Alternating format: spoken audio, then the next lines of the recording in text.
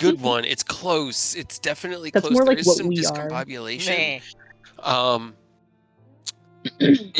I'd akin it to something like you've been working on like a project for school for a long time and it's due soon and something just happened and now it's like you're realizing that everything doesn't really fit and you're like, oh fuck. And it's just that like that low key, there's not really anything I can do at the moment because the ship has No. sailed, but there's still panic there. You turned it in, and now you're just waiting for the results, which you know are probably not great. Oh my god, choices made last week, guys. They were Not special. great. What are you do talking mean? They were all about? fun choices. Oh, they're fun. Don't get me wrong. They are amazing. But Or for the health of our characters, maybe. Speak for yourself. Mine's already dead. mhm. I've made a couple myself. You're Choices. I'm curious what if you ever need to act on any information given from whatever angle, let me know. Just DM me and I'll tell you. Did you make You're ever just mistakes thinking and by you're like, flying hey, away? No. No. I don't think so. Maybe. Just to be sure, everyone has a backup character, correct? Everyone except Nope. Eodus, and I know Earth has one in the works. He just hasn't really made it up. I But- refuse to make backup characters for some reason for any of my characters in any of the campaigns. Well, Yeah. I don't you know why. made you made a backup character in Curse of Strahd. I did? You made Did I? well, you Because I Reva. didn't. you built I had to make a character when I died. Oh. Reva. You built Reva for the Wait, one did shot. I didn't have her set. I made her like the night after I died. Oh. Yeah, that wasn't planned. That was not And planned. Jaeger was like an intentional side tangent, not really a backup character. Yeah, I went to So- G the same way I went to Ken. Pretty much at the same time. It was just like, hey, shit's going down. You need to have a backup character. Let's go ahead and slap one together. Just like other people I may have talked to recently. Just in You case, you should probably have. I know you had an idea. You should probably start putting that on paper. Yeah, I mean, short It's a of Eodos 4-1 potentially. dying, like he's one of the only ones his patron is happy with. He doesn't really act against the goodwill of the party.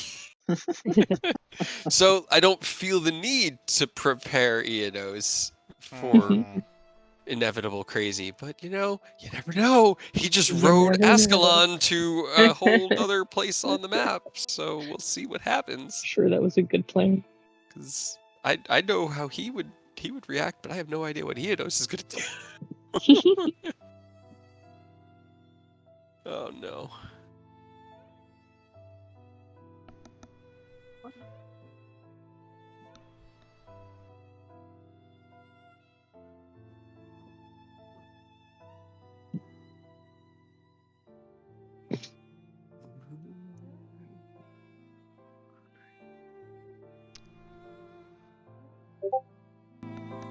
Ah, suddenly much louder. I was hoping it would scale it up, and it was just like, ah! Quiet, so I'm going to turn the music up while we wait for Earth to decide whether to be late or A a liar. liar. Yeah. Right. Look what you did, G. Look what you did. This is all your You're fault. welcome. He's the one who That's said it.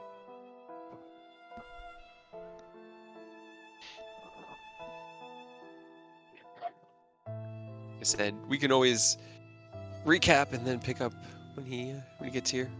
I'm pretty much going to do things chronologically, so Eodos will probably be one of the last because it's going to take a minute for Ascalon and him to reach where they're going.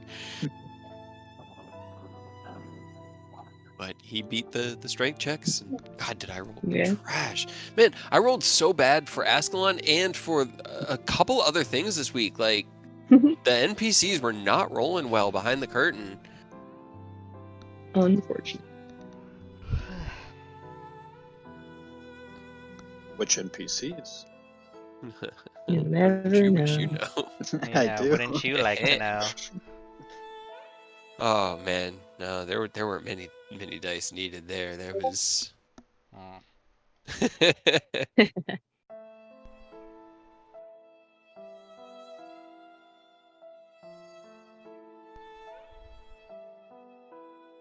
Still can't figure out how to make it so I can hear the music. Okay, hold on. Let me come. Oh, wait for Earth.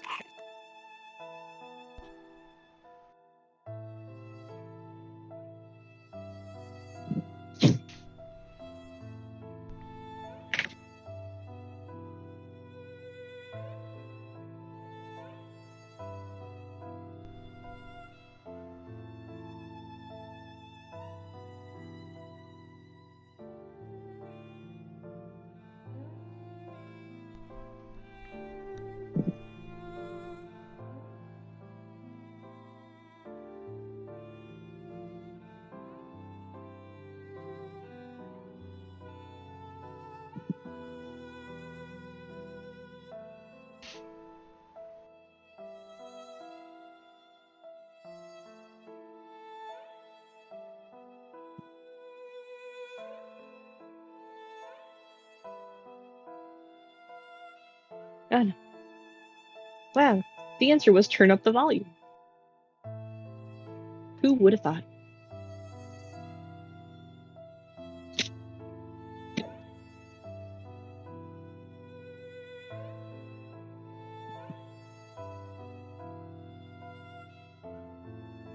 Okay, cool. Now I can hear the music. Hell yeah.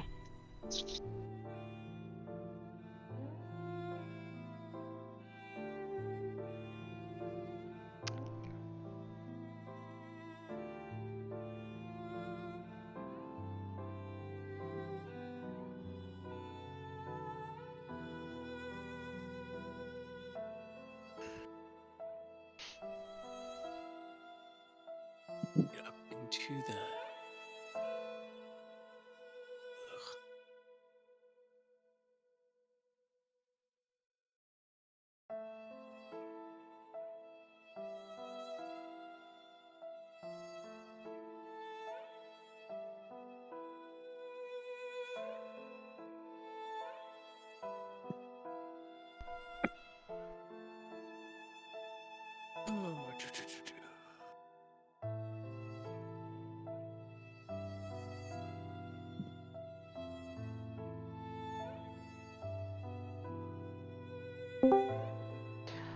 Who's there? I'm tired. Tired who?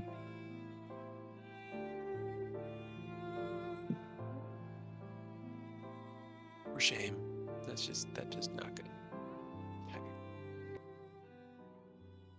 All right. Well, everybody ready? Find out what the heck y'all are gonna Maybe. do? Maybe. Unsure.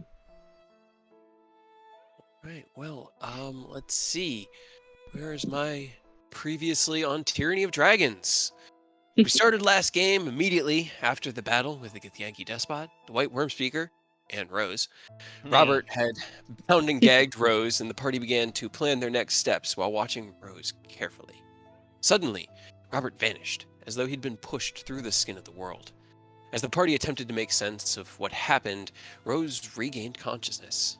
As they stared daggers at Hibisia, Eidos had Jaeger set up a psychic communication network so that they could interrogate Rose without allowing them to cast more spells, and attempted to understand their actions with the Githyanki Despot.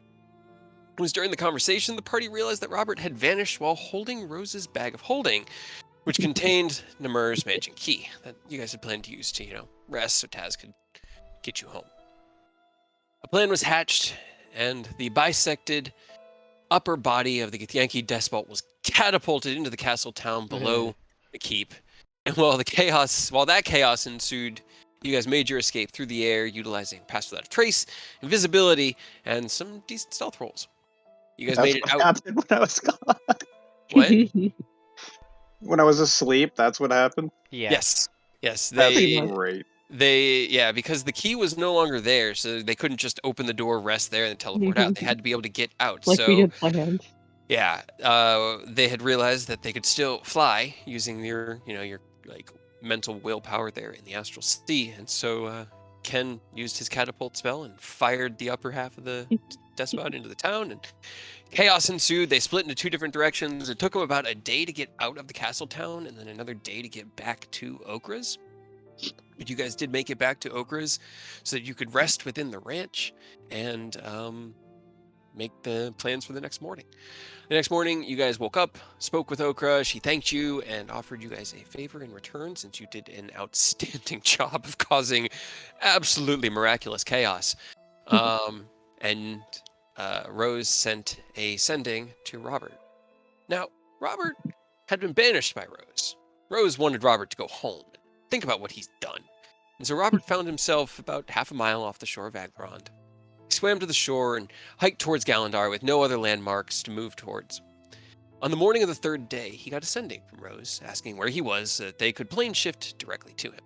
Tasmakella was pretty familiar with Galandar, so she was able to get you guys hopefully close, and then with a really good plane shift roll, pretty much right on top of where Robert was hiding, about 200 feet out from the main gates of Galandar. As Rose and Robert started to argue in the way that they do, Eodos just began scribing his teleportation circle to Iriabor in the dirt there, and after about a minute, cast the spell, opening the gate, and everyone popped through. Robert also choosing to jump through and leaving Galandar. You guys found your way back to the guild hall in Iriabor and returned to your various haunts around the guild hall. Later that afternoon, Eodos had gone out to meet with Tasmakella, who was in conversation with Pratanther and had unfortunate news. She didn't want to tell Eodos before Robert knew, and so the two of you went to the guild hall, finding Robert and Rose, Hibisia, and Thorn in the cafeteria, along with Ken, enjoying their evening's meal. Tasmakella informed you all that Sebis and members of his resistance, most of them, had been destroyed in an assault on Castle Galan, and that his body, unfortunately, had been burned beyond any sort of resurrection magic, at least anything attainable even to the dragons.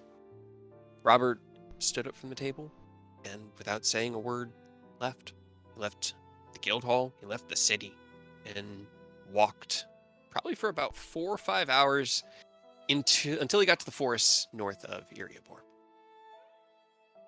After hearing the news, it was a solemn night for the party. You guys each returned to your barracks and rested. Rose used dreaming to reach out to Garrick, the Blue Worm Speaker, and Eodos was visited by his patron, the Raven Queen. While dreaming, Rose was able to discern the location of Garrick, and that he did still have the Blue Worm Speaker, as well as the fact that he was seemingly holding somebody captive. And over breakfast the next morning, they informed the party of everything that they had learned. Robert still hadn't returned. He was, didn't really even know where. Somewhere. And Ken stayed back to attempt to keep working on his latest invention, but the intricacies, the secrets of it, of how to make such powerful magic reusable, just kept eluding him. So frustrated, he cast his notes aside and returned to the cafeteria, or head to the cafeteria for breakfast that morning. You guys were still discussing the revelations that Rose had the night before, and convinced Rose to once again take on the guise of the prisoner that they saw in the cell. And while Ken recognized him, it was not like any version of him he'd ever seen. Far more sallow and skinny and malnourished and just emptier. And in that moment, that well of power that had been building within Ken, that had been bubbling at each injustice, each delve into it, finally boiled over. And Ken, let's see, where's my notes on this one? Because I actually wrote that part out. Ken started glowing. Sorry. His body shifted and transformed into a great worm, a platinum dragon. And as he transformed, he destroyed the eastern hall of the guild hall. And the cafeteria is not small. I mean, it's not huge. It's about 80 feet to, like, it's 80 feet wide and probably like 30 feet deep, like a high school cafeteria kind of with a kitchen off to one side. The ceiling above is probably about 12 feet, and above that were bedrooms and various like offices of the administrators that worked here in the guild hall. And as Ken transformed, taking on his new full height, roared to the sky, smashing through upper floor and ceiling alike. You guys watched, well, all of you that were there that morning watched as this happened, and in the instant that he began to fly away, Iedos dimension doored onto him, grappling him, and then was kicked off. Unable to maintain a grasp on his back, he fell. Using his his arms of Hadar, he lashed out and pulled himself onto one of Ken's Ascalon's feet. And as they took off to the northeast, Hibisia jumped into the air, taking on the form of, I'm just going to say it was a hawk from the beginning because it's just easier to Fair say. enough. Taking on the form of a hawk, Rose attempted Definitely to not a stop hummingbird. him from leaving and separating the party further, but he also took to the sky and attempted as best he could to keep up with the dragon. And as Rose stands outside of the cafeteria in the guild hall, Taz McKella at her side looking up in awe and disbelief, has said the word Ascalon, having seen and known the dragon's name instantly. Now, we're going to pick up this week with Robert, who has... Oh my god. It's dawn, Robert. You stand in a recently cleared field of tree stumps that you have decimated. And you find yourself reminiscing slightly about your childhood, working on a farm, clearing trees for more farmlands that you could plant more, rotate crops around. And remembering how difficult it was. Just to clear one tree took days and many people's efforts. And you stand at the apex of 2 or 3 dozen felled trees, just toppled over, smashed, torn apart. It's cold here. Not like the frost of morning or just night, but almost like when your leg would fall asleep. That kind of tingly, numb cold. Hate it already. Far colder than you remember. Where are you going? Well, What do you do? I did what I wanted, so I think it's time to head back to the city. You march back to the city. You wanted to destroy trees. Maybe. I did say I want to burn the Elvish Forest, so.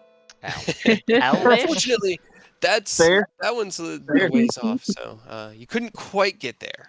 It's a few Not in a thousand day. more miles than you could walk in an evening. But you, I guess, trudge back to Eriabor, and it's a familiar walk. You guys have done the journey to the nearby forest several times. You've gone out for supplies or just to hunt things. This is where Rose and Iedos hunted the direwolves. This is the same forest that you guys found Thune's Manor in, just further south. It takes 2 or 3 hours, but about 9:30, you walk through the gate. The guards recognize you and don't stop or question you, and start to make your way back to the guild hall. You're about 200 feet away from the main gate when you suddenly see a massive dragon smash its way out of the eastern hall of the guild hall, where you know the cafeteria is. It stretches its large wings and it stands 20-25 feet tall. And as it takes to the sky, can I have Robert roll me a perception check, please? First roll of the night. First roll of the night. First roll of the night. Okay, 13. Yay, it's above average. It's You not a one. see, as it flies off into the distance, a flash of something dark, and then a bird also flutters up and out, a hawk, out of the eastern wing of the Guildhall. What do you do? Brilliant. I'm gonna Meh. run for try and run inside the guild as fast as I can. Okay, you run into the guild.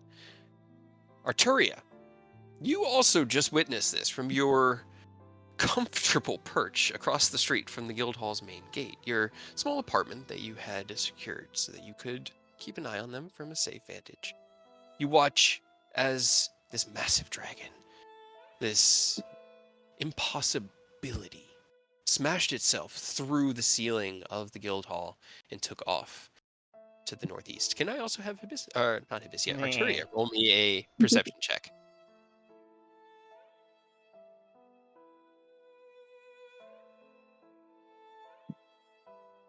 Okay.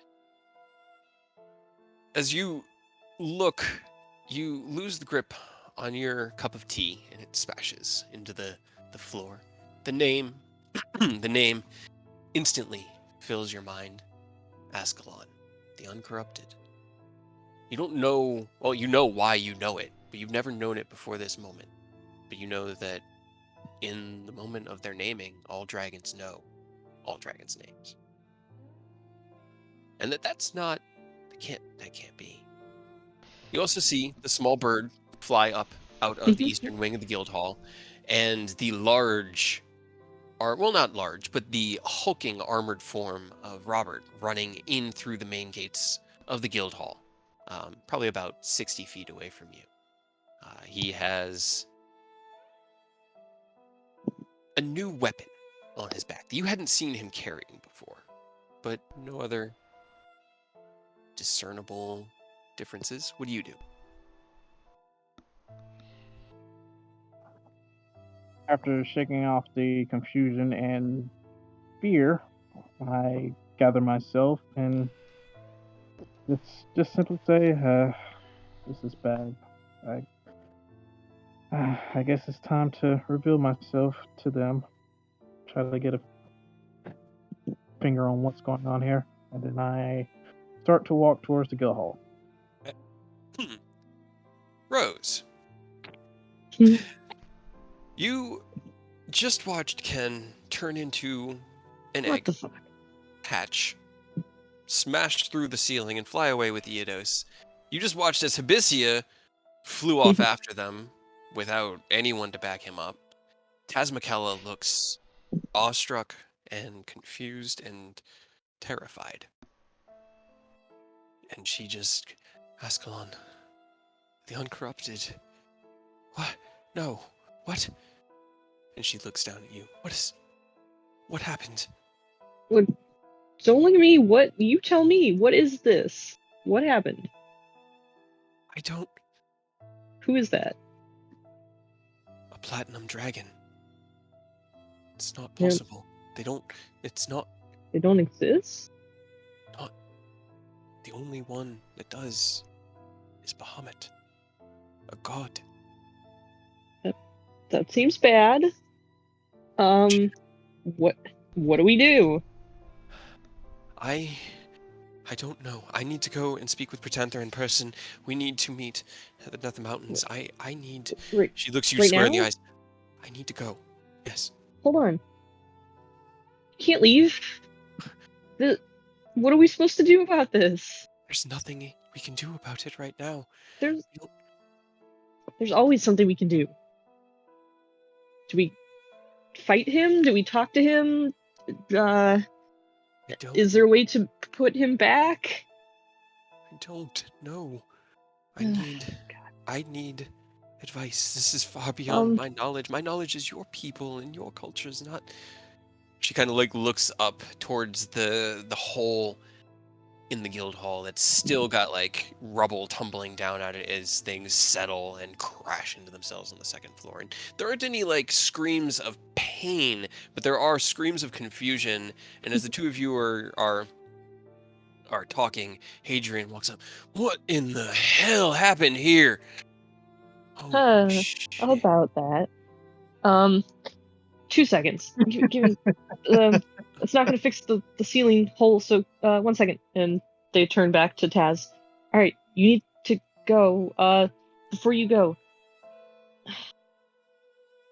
please. This seems like an emergency, right? This seems bad. This seems like bad. Be very bad, yes. Okay, please give it to me. She looks at you confused for a second and then narrows her eyes. She Trust me. sighs. Roll me a persuasion check.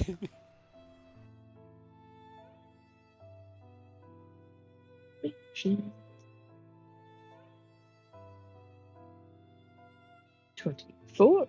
24, okay. She opens her eyes. I wanted to talk to everyone about... I did too. Apparently Promise not me. the time. She, Yes. she puts her hands on your shoulders and looks you square in the eyes. Promise me you will not use it unless there is absolutely no other choice. Promise.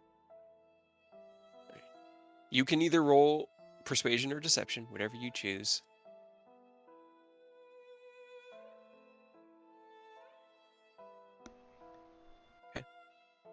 It's 1 point higher than your normal. She kind of narrows her eyes and looks into them and tries to read you. I'm trusting you. And she unties the mask from her waist. She has it tied through a sash. It was part of her wardrobe that she kind of just ripped the fabric off and looped it through the eyes and around and everything to secure it around her waist, almost like a belt, like a sash. And she flips it around your waist and ties it tightly in a knot. And she looks you square in the eyes. Emergencies, dire emergencies, and you try at least to contact me first. Okay. And then she takes a step back and she looks over at Hadrian. Be safe. You too. And she looks at him, looks at you, and in a flash is gone. All Great. right, well. About this. Would At this you point, accept you I hear don't know? tring, tring, tring, tring, tring, coming down the hallway, Logan. hastily running in. Can you please roll me a perception check, Rose? Ka-ching, ka-ching, ka-ching, ka-ching. Sorry. I had to. Okay, 21. As you see him approach, Robert has a new weapon on his back. A very sick-looking glaive. But he runs at you. Robert, how would you... Well, You at see least Rose someone's and back. Hadrian. They narrow their eyes at you. All right. And care to explain the hole in the ceiling and the Yeah, giant thing that came out? Well, how do I even... I mean, short story. Ken turned into a egg and then a dragon and blew a hole through the ceiling. Long story, I don't know why that happened. But he did, and apparently it's real bad because that doesn't exist. Okay, and everyone else is It's taking gone. a shit somewhere? Nope. He just went with him, I think, and then Hibiscia flew off. So What the fuck give are we me... supposed to do? I don't know. Good question. I was gonna ask anybody else. I don't know. As you guys stand in confusion, Arturia, you run down from your apartment and into the streets, across and through the main gate of the guild hall, which is usually manned, but at the moment they seem to have bigger priorities than somebody trying to run in, and they don't say anything or stop you. You run up to the main door and into the large entry hall, this kind of reception space with benches and a large desk. 2 doors on the walls to the right and left, and 2 doors along the back. Now, in your time recently, you have not actually been inside the guild hall, but you know roughly that the destruction was off to the right. Where would you go? I will go to where the destruction is. Okay, so you have two doors. You have one in the along the back wall on the right, and one that leads on the wall to your right. And they're both kind of in that same corner. Which one do you choose? The door directly to my right. Okay, so you run through into a hallway, kind of figuring. Give me a investigation check for Arturia. Figuring out, based off of where you are, where you just saw the damage. You start running, and you notice that everyone's kind of streaming through and towards you, because you're actually not heading in Away. the right direction. You bump into a young girl, red hair, fiery, and she kind of comes out of nowhere and bumps into you. And, oh, sorry about that. Hi, wait. She narrows her eyes. Who are you? I don't think I recognize you. At ease, young one. I am here to, shall we say, inform the guildmaster of what just transpired. Can you direct me to him? Can you roll me a charisma check?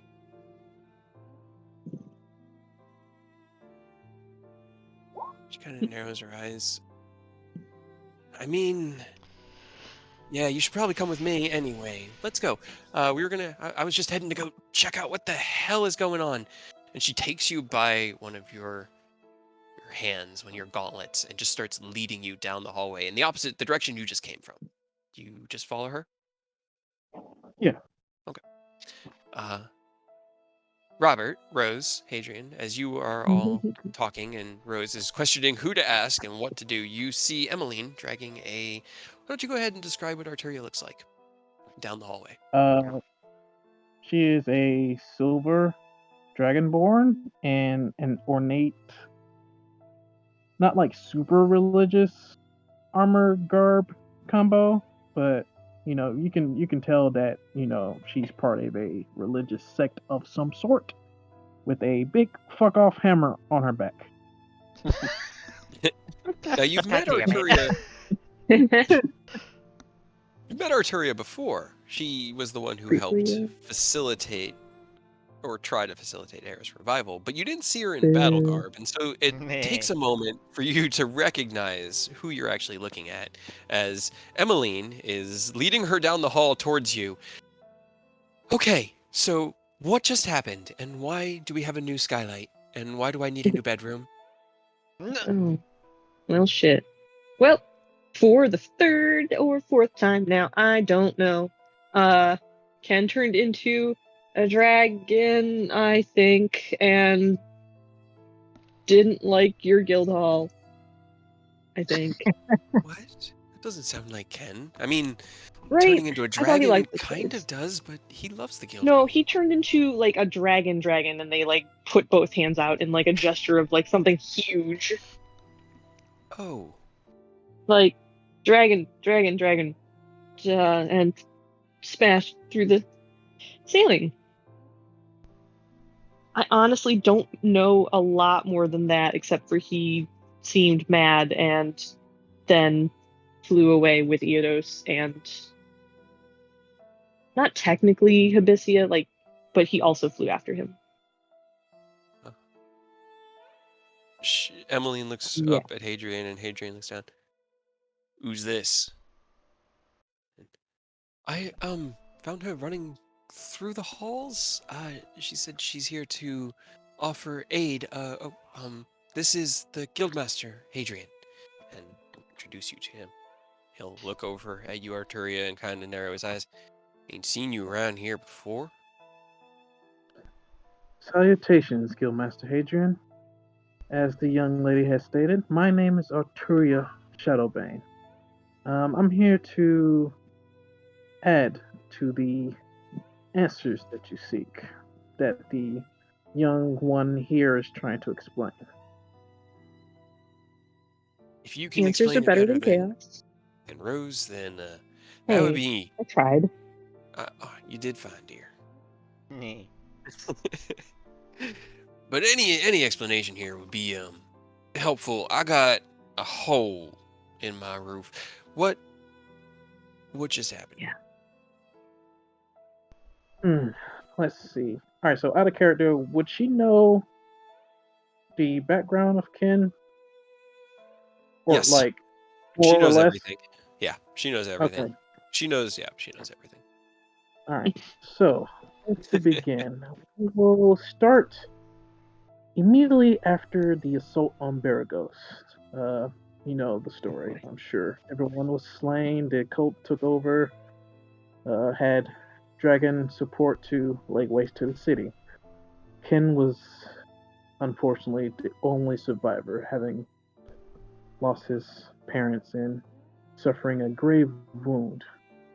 Uh, it was by providence that His Majesty Bahamut, in human form, arrived to save the young one, and in an attempt to save his life, he, by his mercy, granted some of his blood and transferred into the young Ken. Um, he survived with the transfusion, but left him in a state of, shall we say, what's the word that I'm looking for? God Metamorphosis? powers. Yes, correct. Metamorphosis. Um, the process was not really heard of at the time.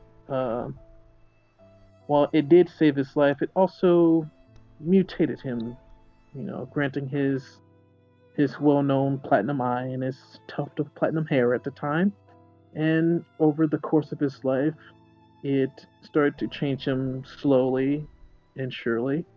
Um, at first, it was the ability to harness a dragon's breath weapon, and then more recently, his hair became fully platinum, and I believe that something caused him to evolve further, maybe prematurely.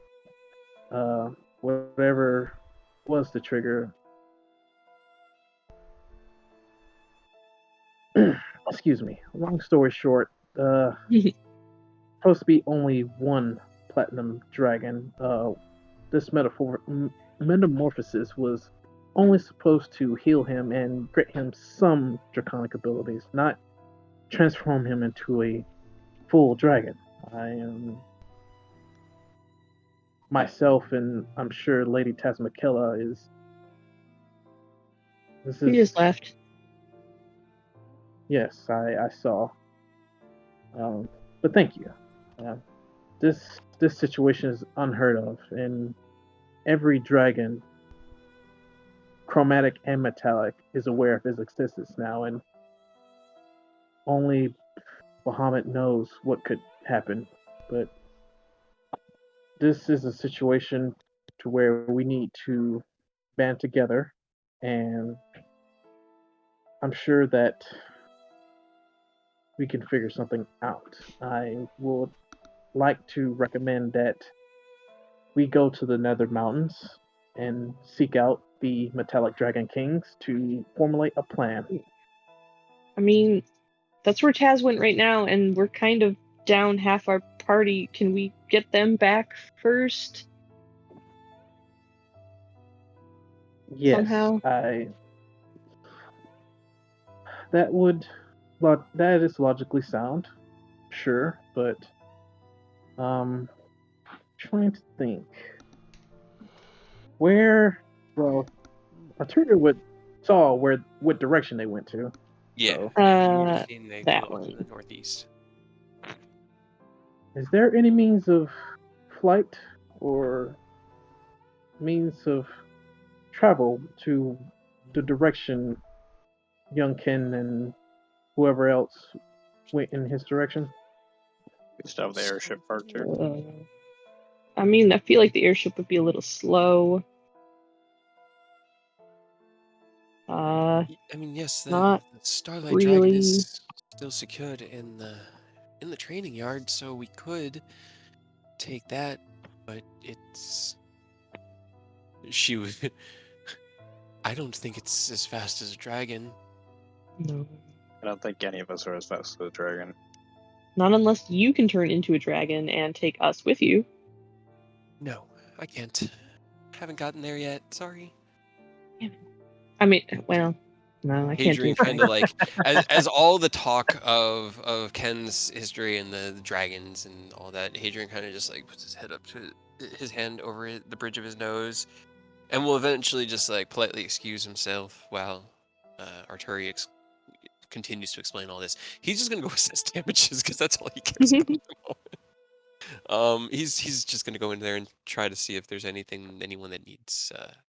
You guys haven't seen anyone needing help. People got out of there as soon as he started to turn into an egg, so there was really no one in the room when he crashed through. But he's just gonna start looking and making sure that there's nothing that could fall. So, and yeah, we could take the Starlight Dragon, but at this point, they're probably beyond where we've been able to see them.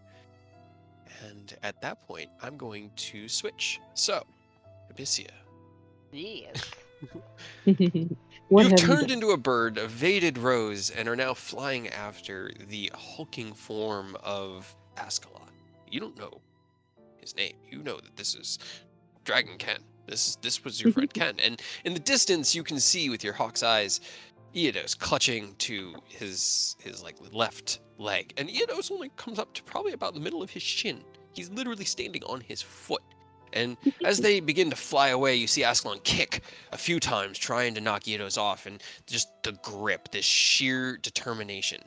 Now, I do need to ask, since you guys were at breakfast, what gear would you have brought with you to breakfast? Eodos, would you have worn your armor?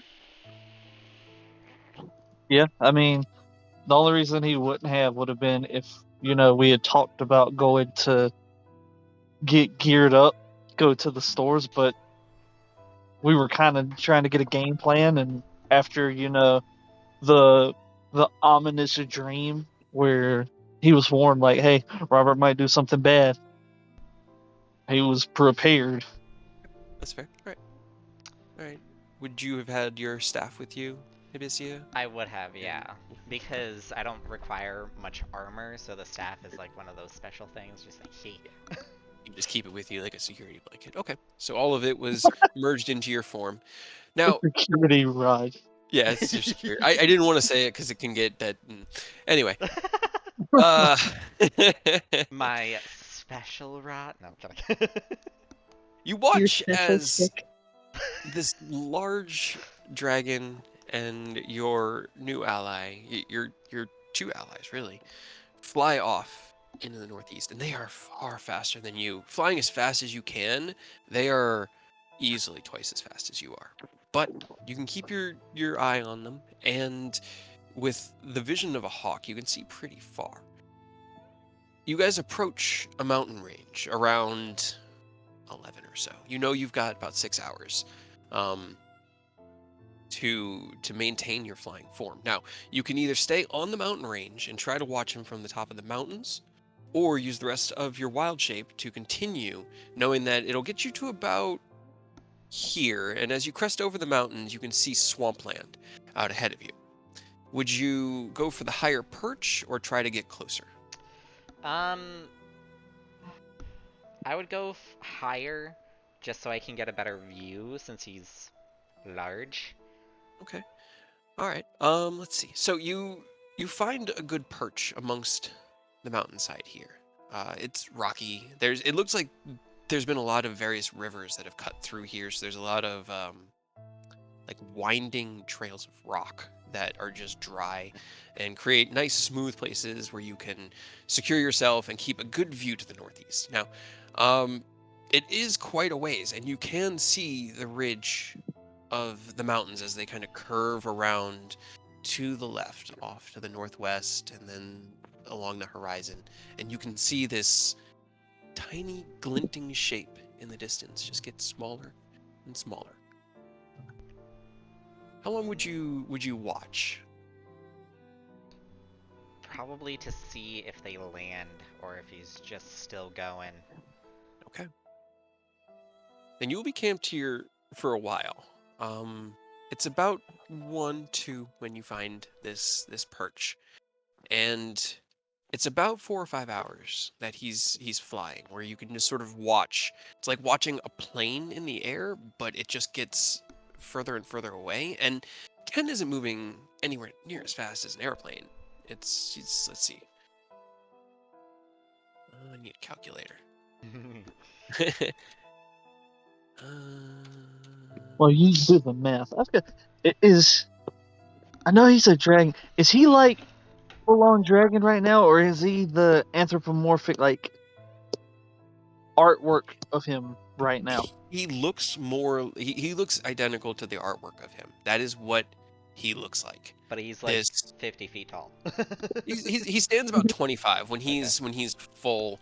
His full height is about 25 feet, and you would remember you've seen the aspect of Bahamut once. Aspect of Bahamut also had a very humanoid shape compared to most other dragons. It's very reminiscent of that that fight that you did while in the Nether Mountains during the Wisdom Trial. He looks like that, but younger. And as he's flying, you can see tufts of what was Ken's jacket, but is now kind of a part of Ascalon. It's not made of biological material, but it shimmers around him like energy condensed into physical matter, like pure willpower of this image of himself.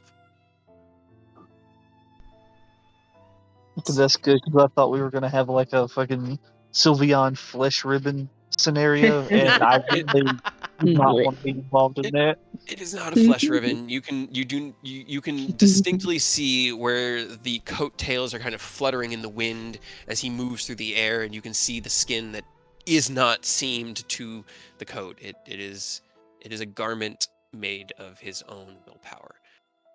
And then I gotta divide this by 5280. So Ken's probably flying at about 30 miles per hour, and you could probably max out about 15 miles per hour as a bird. So it's I'm not like trying. airplane speed. Yeah, I'm more just trying to relate it to you so you can picture that it's not like zzz across the air. It's just this constant, gradual, more like watching the moon set at night or the stars move. You don't notice he's getting smaller until you go, oh shit, he got smaller. He's still moving away from me. But it's around dusk when you finally see it stop at the far northeastern ridge of those mountains and kind of vanish into the mountain itself. Once I see that, I'm going to use whatever other methods I have, whether it's a remaining wild shape or using the spell Freedom of Winds to try and make my way back.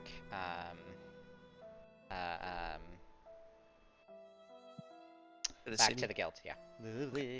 So you would be returning that evening, probably around 9.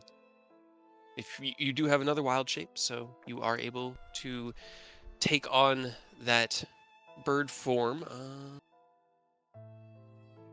and return without any problem. Now, as they're gone all day, what do those back in the guild hall do? What is your order of operation? I don't know entirely if we would have waited that long for Abyssia to come back. Right? If we got no response from him. It depends on Eidos, I guess, if he comes back sooner.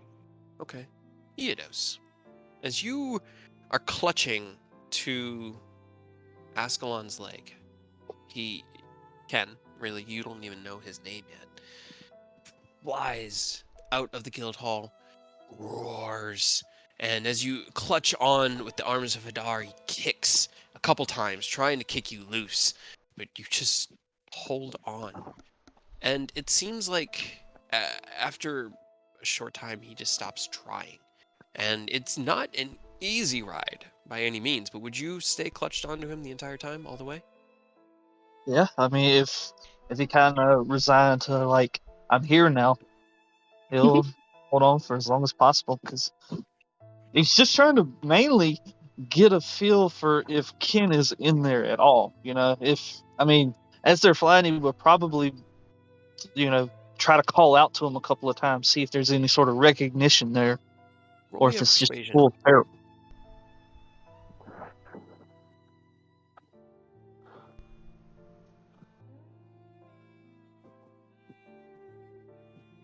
Yeah, he seems to hear you. He'll look down, and as he's flying, you see the large face just glare back at you. And there isn't malice, but more annoyance. And then he just gets back to flying. He doesn't actually reply to you. Hey, I'll be here all night, bro. I mean, All right. take your time. I guess I don't really have anywhere else to go. Sort of, up in the air here. Okay.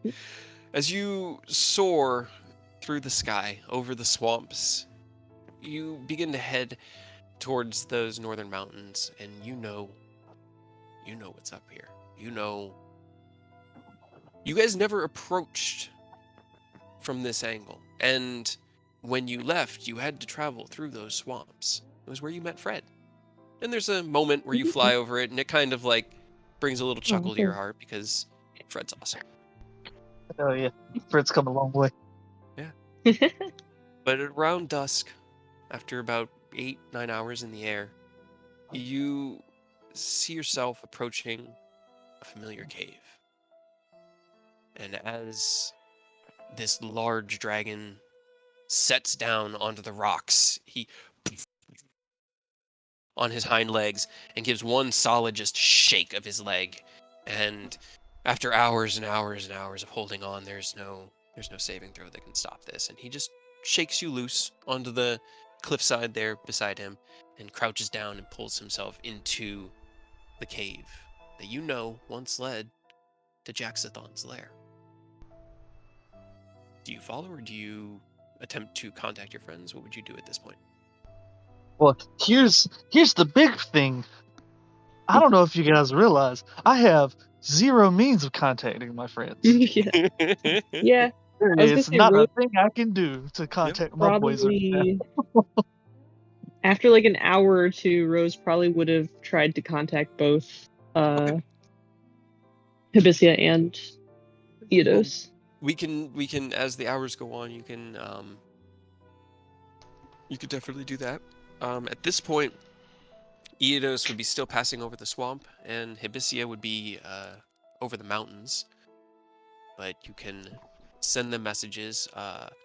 Emmeline will go and see that the airship's prepared, just in case we do need it, and head outside. Robert, what would you do in the... I'm starting to get a lot of weapons and stuff I don't need in my inventory. So where's Chad? Roll me investigation. He grew 5 feet and is now super buff. Good. He's gonna need to be for the weapon I'm about to give him. Oh Okay. boy. You go kind of hollering through the hallways for Chad, and eventually you do find him. He is at the front desk. He's taken Emmeline's position as she is required for more important things for the day. Hi, Robert. Hey, what's up? All right, you still working out? Stuttering. Sorry. Yeah, I mean, every morning. Yeah. Every morning. All right, cool, good. You're gonna get. Here's a gift for you. I'm just gonna give him the Defender Halberd. You're gonna give me your weapon? I have a better one. He kind of like looks down at it, and as you hold it out, I imagine Robert just holds it with one hand. Yeah. He reaches out with both of his, and as you let go, there's a thump where he was just not expecting the weight in it, and it's not particularly heavy. But he looks down, he kind of grips it tight, and he looks up at you. Is everything okay? Everything's good. But hey, now you have a goal to keep working out, so you can use that weapon efficiently. I will. Plus, I got too much stuff on me anyways. Yeah, that looks nasty. Okay, yeah. I'll see if Hendir can show me a few tricks. Maybe teach me how to actually hold it. Thanks, Robert. No problem. I'm just gonna turn away and walk away. Just so you know, he now has a legendary weapon. Yeah, he does. It seems fine. Way to spoil it. Let's Oh, see. I'm not telling that to him. I'm just No, letting you I guys know. know. Yeah. The answer to your question, the one who sent me the question, is yes. Okay. I think it got sold. I know it got. Okay. How do I ask? I can't remember. The thing, let's just worry about it later until it Yeah. actually comes up. Yeah, we'll worry about it when it comes up. Okay. So Eodos, as you are over the swamps, still clutching onto Ken's leg as he soars through the sky, you hear Rose's voice in your mind, and you know you can reply. How many words is it? 25. 25. Oh, cool. Yeah. right on the money. I was typing out and then I was like, I had to count. But okay, I got Yep. more. Let me add to it. I got. All right, I overshot it a little bit. Let me roll it back. Hell yeah. Yep. Hibisia, the same. You're over the mountains at the moment. You still haven't crested them. They disappeared over the mountains about 30 minutes ago, and you're not quite sure which direction they headed in. And you're still waiting to get over that mountaintop so you can see where the hell they are. That will be my reply, basically. Flew high up, trying to see where they are going. Will return once gets better idea. Oh, the fuck. What are we supposed? Is Robert Can you fly? back yet, or is he still? I would be back. That would be like 5 Alright. minutes max. Rose turns to Robert. Well, they're both off fucking around.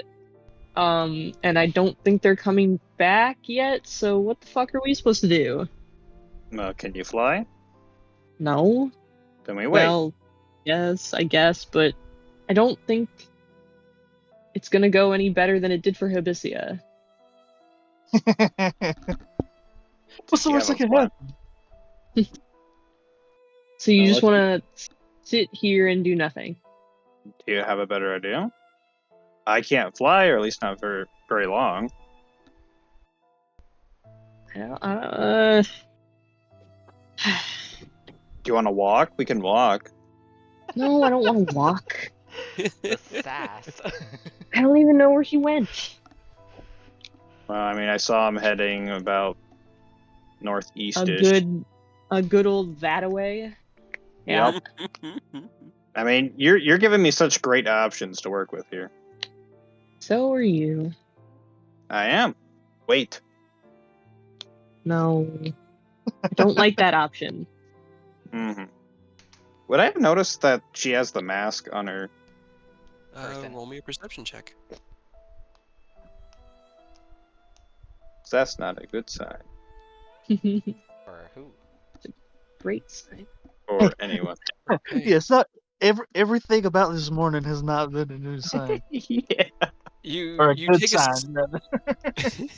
you take a step back and kind of give them a once over, and you can see the white worm mask has been affixed to their waist. It's not being worn on their head, but it is like tied to their waist by like a strip of fabric, like a sash. Mm-hmm.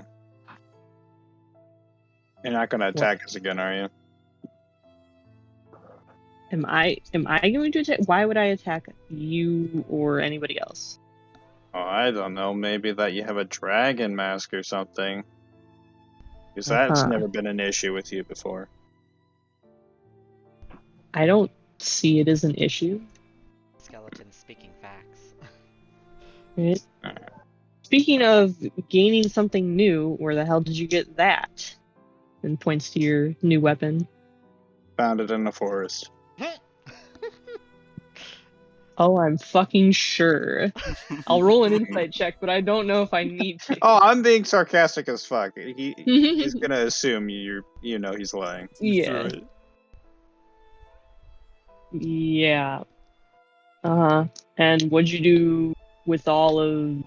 And they just kind of like gestured to all of you. Sorry, you cut out what? They just like they gesture to your whole like form and what did you do with this? I went for a walk Where? into the forest, Into the woods. where I found this glaive I now have, and then I walked back. Okay. Just walks away. Okay. I'm guessing. Okay. Yeah. Okay. Let me see. I'm glad I was able to tell everybody about that dream before I got spirited away by Kin You slash Ascalon. spirited yourself away with Ascalon. I don't know, is Rose fucking with my mind? Maybe. I guess I'll just let you answer it here then. Is What it would the your Okay. dark spell? what is Robert actively thinking at the moment? Like Oh surface my level god. ones? Specifically when Mildly they annoyed ask you with. about You would the weapon definitely in be your armor. annoyed. You'd definitely be annoyed with Rose and that she has the mask. That's kind of what I figured to the surface level would be too. It's not enough to get information on where it came from because he's actively more just trying to deflect. So as you ask questions, what you're getting from the surface level at least is kind of a like, I just need them to stop asking questions and we just need to wait and we can figure this out, I'm sure. They'll Yeah, push please. harder if they don't Okay. get anything. Robert, give me a wisdom saving throw, please. Yay, because Robert's great at those. Fuck. Hey. Okay. As you push further, you're digging for the root of the weapon. Yeah, weapon and Okay. whatever happened to his armor because I've Wait, is there a change in my armor? You haven't noticed anything about his armor. You've Okay. noticed something colder. You said that there was colder about him. It's not with necessarily that. visible, but it's just sort of in the way that he's portrayed. Like kind of just like Okay, just like it's just an attitude. aura. more. Yeah, it's an attitude. Okay. Let me. Not an Oh, actual. so that's why you were like, "What's this about you?" And you're pointing at me. I Now. was Yeah. confused with it. Well, I need to also message. Because I didn't know if it was like a physical aura or if like you mean like just the way he's acting. Okay, that makes more sense.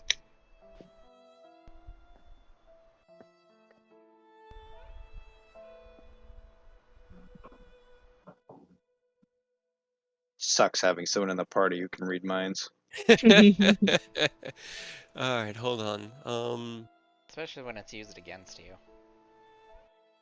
Yeah, I remember that part, but Mm. I was still mildly confused when she said the whole body part.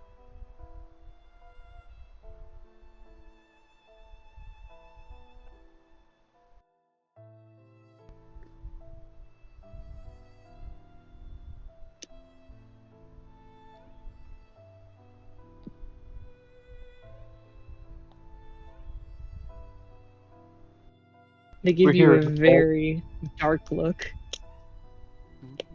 Mhm. Do you continue to try to push? I think you can. Can I keep going? Its emotional state. If it succeeds. Oh no! If it succeeds, the spell ends. Okay. Okay. Yeah. Right, and then you would know. So you get those flashes, and you know. Yeah. That pretty much sums it up.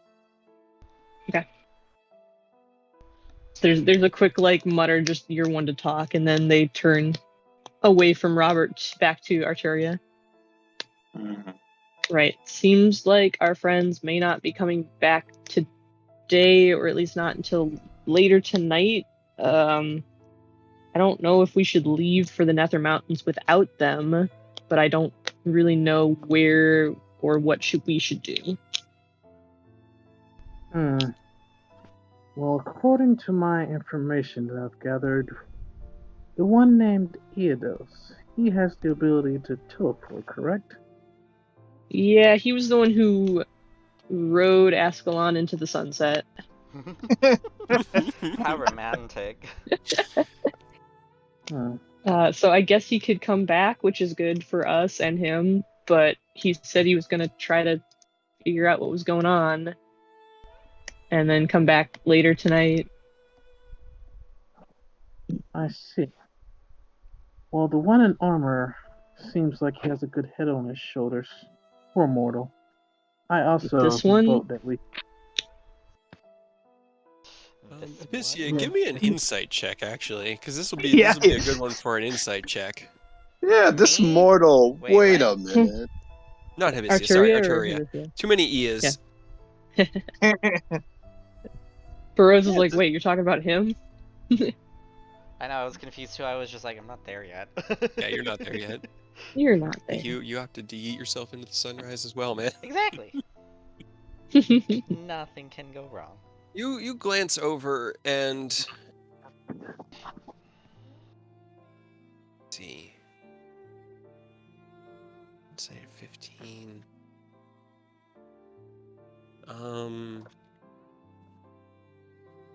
Yeah, I mean, he looks powerful, stoic.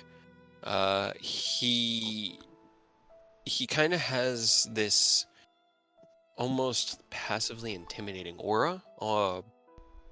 Like like the threat of battle is always just around the corner, or someone who has been born and bred in war.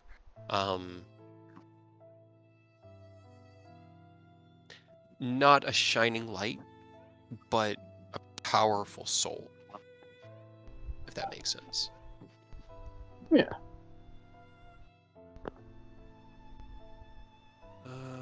But Wouldn't yes. say good head on his shoulder. Roll me insight, Rose. Good head, because we should be patient and not try and run into the forest willy-nilly. Okay. I'm not saying we should run out into the forest. I'm saying I don't know where we should go at the moment. Wait until Half of Evelyn our come back. party. Well, if we just sit around with our thumbs up our asses, who knows what Ken ask Ken is gonna do. Mm-hmm. And do you have any way of getting to him immediately? No. So we wait. I mean, if Eidos comes back, I guess, and he could bring us there, but I don't know if that's a good idea. Which is why we're waiting. We are missing Well, 3 of our friends. maybe you can go and wait in your room. Mm-hmm. Yes. So you're gonna run off on your own then? I'm sure that will be. No, I'm not going anywhere. So you're Maybe waiting. I can help. Do something at least. Well, you can start by probably helping him fix the roof. I think you can do that. Well, I wasn't here when you Beautiful. caused the problem, so A, whose fault is that?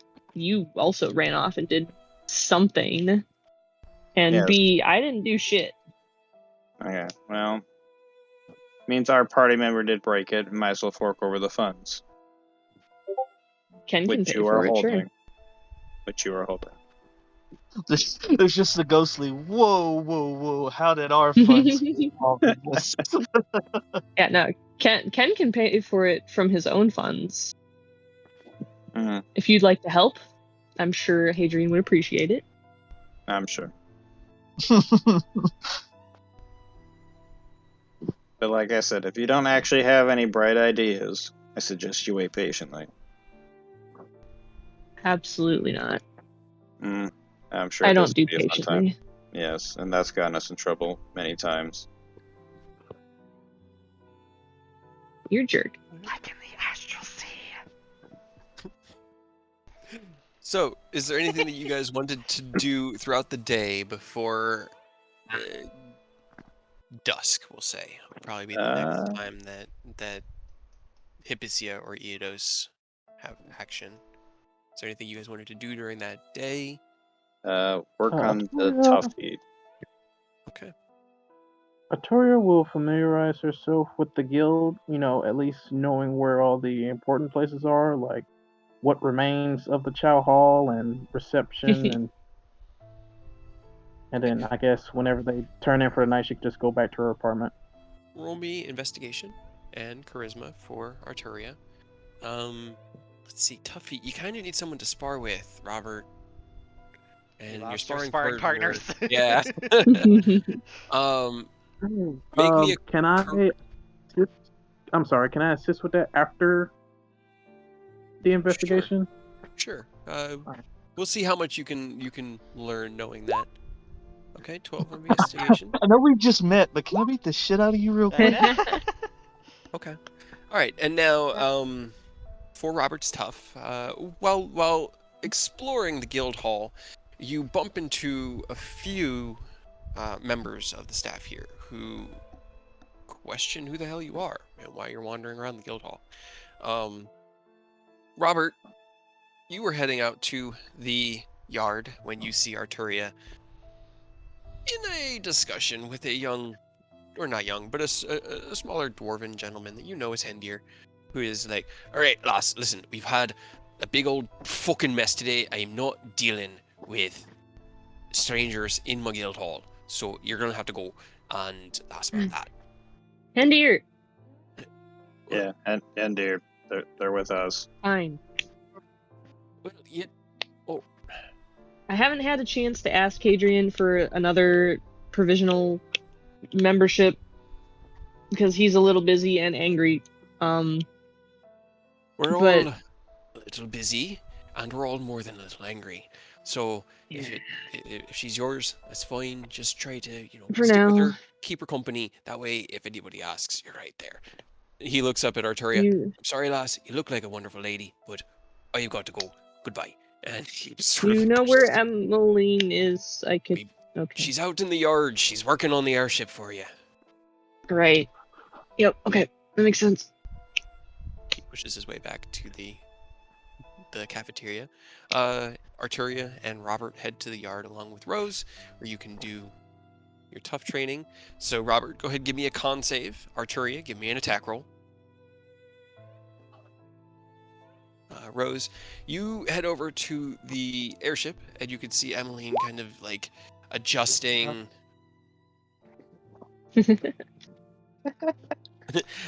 different like Well. tethers, checking the arcane, the APMs, the arcane propulsion modules to ensure that they can be powered up and powered down, and everything seems I'm doing great, guys. okay. Every I'm time so that petty. Arturia is swinging, something small will happen. A glint, a shimmer that will distract them ever so slightly, so that Robert, unfortunately, you don't really make any progress, and you more or less just sort of waste the later half of the morning. There are a couple that help, but as you do train, you notice something different. Before, when you fought, there was a general level of fatigue. Not like actual muscle fatigue, but just sort of like the essence of it, the idea of it. You don't feel that now. You feel unrelenting. Like you can just run. You could just fight. As the one or two hammer blows from Arturia's massive maul connect, that actually do manage to connect, it hits your armor and you feel it in the same way that you've always felt it, this kind of dull impact, but the pain sensation that was also simulated along with it is not there. I see this as an absolute win. Rose, you find Emmeline and are mildly distracted, making Robert's morning routines more difficult, but is there anything you wanted to speak with her about? They just went to go find her to ask for a provisional, thing for Arturia, so that she didn't keep getting kicked out. As you find her, she's kind of like on her back, knees up, and has her upper body underneath of one of these modules, and she kind of like pulls herself out and goes, "What? Oh yeah, just go talk to Chad. He'll get her all set up. Sure. No worries. It's just been such a crazy morning. I think I think we might need this, so just in case, I just want to make sure everything's Maybe. good. You're really fine with him like taking your job? She kind of like looks up because, I mean, I did it because I wanted to be close to adventure and I wanted to I be a part of know. it. So But it's your job. It was yours, and they gave it to him. oh, Chad's not that bad. He's He's actually, definitely he's actually a good guy. Chad. I mean, he really cares. He does. I've seen a lot of people come Ken. through here that just want the money that comes along with, slaying goblins. They just want to carve off some ears, make their small fortune, and retire young. And Chad legitimately, like, he's told me that desk is his dream job. And she kind of like looks up at you from the floor. She's got like arcane grease on her arms. She's like, this is my dream job. To fix airships? No, the adventure thing. Yeah. Okay. And fixing Yeah. airships. I mean, who would have thought Kinda cool. I'd be able to work on an airship? And the 2 weeks that I spent flying back and everything that we did from Parnas, I've gotten pretty familiar with this old girl, and it's awesome. You clean her up. Yeah. She looks down and goes, well, I mean, yeah, but I'm just going to get greasy again. At least it won't build, I guess. Thanks, Rose. I mean, yeah, to be honest, it's definitely more glamorous than a desk job. It's for sure. As long as you don't get yourself killed. Do my best. You don't get yourself Fair. killed either. That's fair. Would you be mad at me if I turned him into a kitten again? Chad? Yes. Permanently? No. That's fine. Just like an hour. Yeah, Okay, cool. Of course. That's fine. Can't stop you from being you. And I'd never want to. Probably should. Do you trust me when I talk? Hold on. Hold on. Hold on. I actually need dice because I can't decide this for Emmeline. I have to follow the dice. So 2 GM.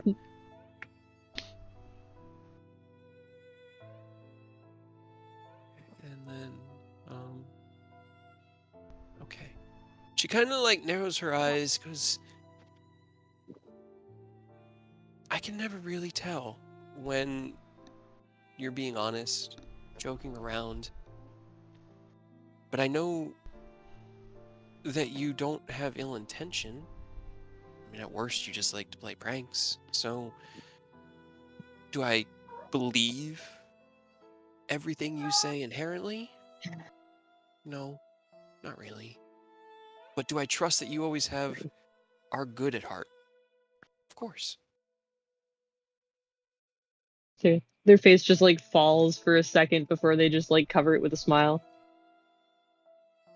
Are you okay, Rose? Yeah, of course. She can't. Her That's insight's 4, so she literally cannot tell when you're lying. So. She's trying her best, okay? Listen. Best interests, always. I'm gonna go talk to Chad before Arteria gets kicked out of the guild permanently. Say hi for me. Tell him thanks. Chad? Yeah. No. Like I said, it's because he's there that I get to be here. And she kind of crawls back under the APM, and you hear just as you're leaving, just a faint sniffle. They just run off and try to find Chad. Okay.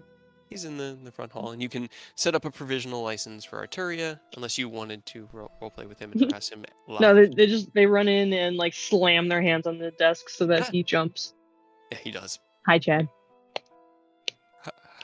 Hi, Rose. I need a provisional license for another person who may or may not be joining our group, may or may not permanently or temporarily. You seem to be getting a lot of those lately. Because Ken turned into a dragon and ran away. He did. I did hear. Yep. I did hear something about that. Let me. And he kind of like reaches into his desk and he pulls out one of the provisional tokens and gets the paperwork. I think they're gonna have to be here because I have to, I had to get their. So if you could. Really?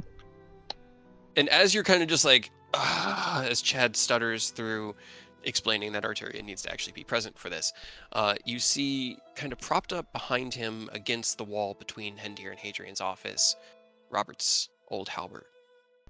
What is that? That's, Robert gave me that.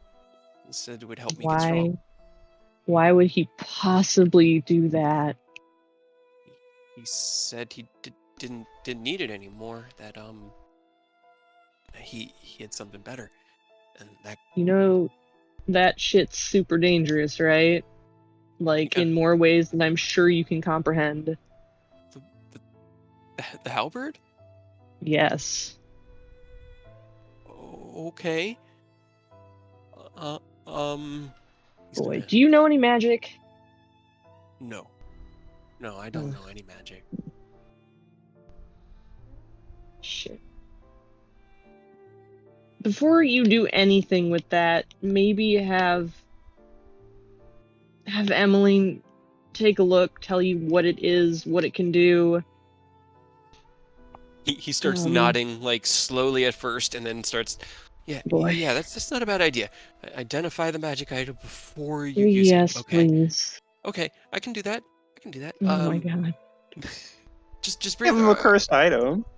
Arteria back, and we'll get. Does she need to be identify here? won't even tell you if it's cursed. Yeah, it won't. Give me the paperwork. I actually have to witness Rose it. turns into Arteria. She's here. That won't work. I know it's. Yep. I know it's you, Rose. No, you don't. Yeah, I do. No, you witnessed Arteria signing it herself. And they just like scribble it into the signature section. Okay. Roll me I want it to be a bully check, like, because you're just sort of bullying him into it. So give me a charisma check, just flat charisma. Come on, Chad, stand up for yourself. I even gave you a halberd. Okay. They roll poorly. Yeah.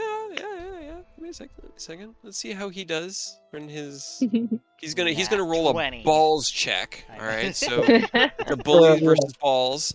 Oh, that is a natural 18. Hey! He kind of, as you reach down to sign it, he puts one hand and goes, Rose, need you to get Arteria here. She has You to really do it wanna in do person this? because you know that the fingerprint, it's not going to work for you. It works for pretty much anything, honestly. He kind of like leans back and goes, after you then. And do you do your fingerprint as Arteria on the paper? Yes. As you do, it reveals not the fingerprint of a silver dragonborn, which is the shape you've taken, but that of the ever-shifting, changing kind of mercurial fingerprint that Rose leaves behind every time they do documentation. See, and now this is useless. I have to rip this up, and he rips it up in front of you. Get him, Chad. Yeah. I'm gonna rip you Chad up. living up to his name. He's just And then- He's becoming like a the Chad.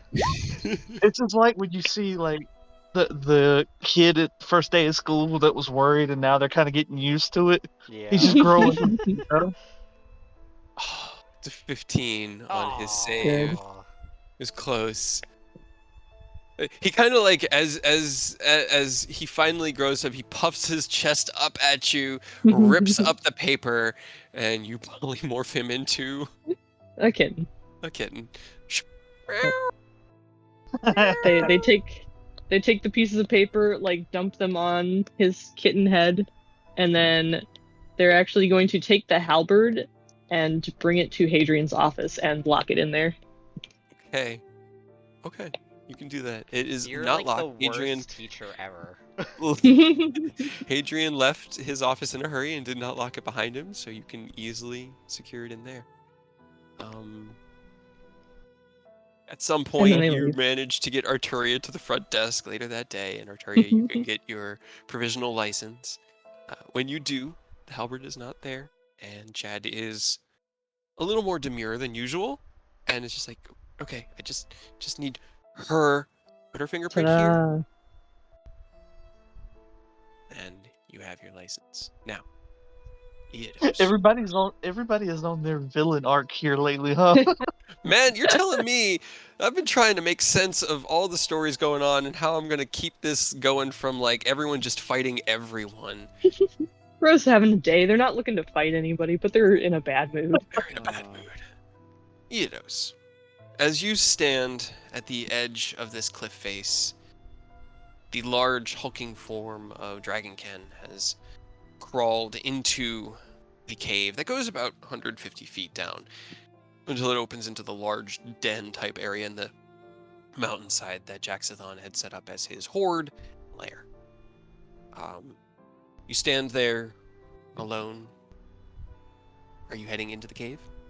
Yeah, Eidos is just gonna loudly sigh, like, "Oh, this fucking place, dude. God damn it." Okay, is just call into the cave. Hey, I'm still here. I don't really get what's going on, but so far all you did is bust up a building. So like, cool, I guess. Not really end of the world.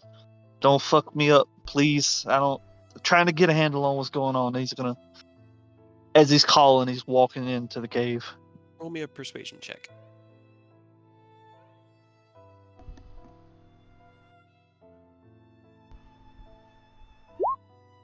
Okay. The Yikes. advantage did not help that. No. Ooh, not really. Double two.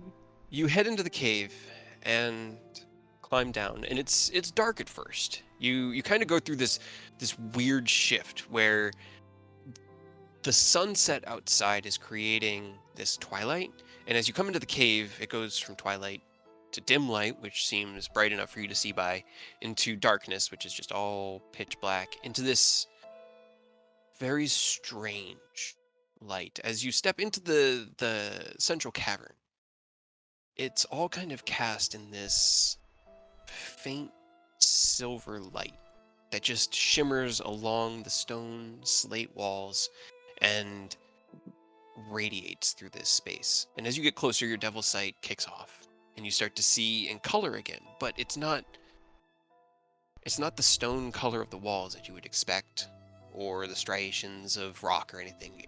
Where this light touches turns into that almost platinum essence of itself. And as you step into the cavernous space, you can see Dragon Ken, sitting cross-legged in the center with his hands kind of up on his knees, just breathing almost in meditation. He doesn't seem to... You know he knows you're here. You can feel it that he knows you're here, but he doesn't seem to care. Well, this is weird, but I mean, obviously he's meditating pretty clear. So just kind of find a spot, hunker down, and just wait. I mean, he's not interrupting, but he's also definitely not going anywhere.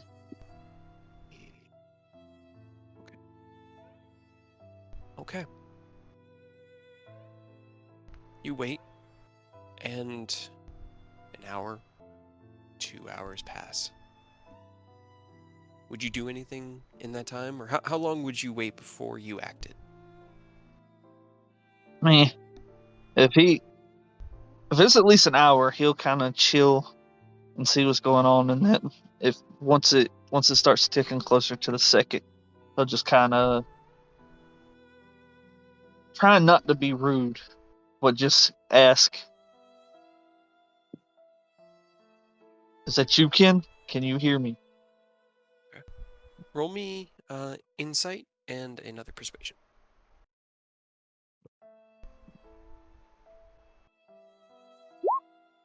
Okay. Powerful.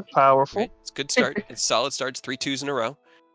Yeah. Okay. That's better. So as you wait, you look and you feel these pulses, these waves of energy. Just it's familiar. It's kind of the same feeling you've gotten next to Ken when he uses his dragon trigger or his dragon's breath. It's that platinum light that just sort of pulses out and absorbs into the rocks. Pulses out and absorbs into the rocks. And as you reach about the 2-hour mark and ask, he opens one eye and looks down at you. Your friend is no longer here. He was not strong enough. Not as I am.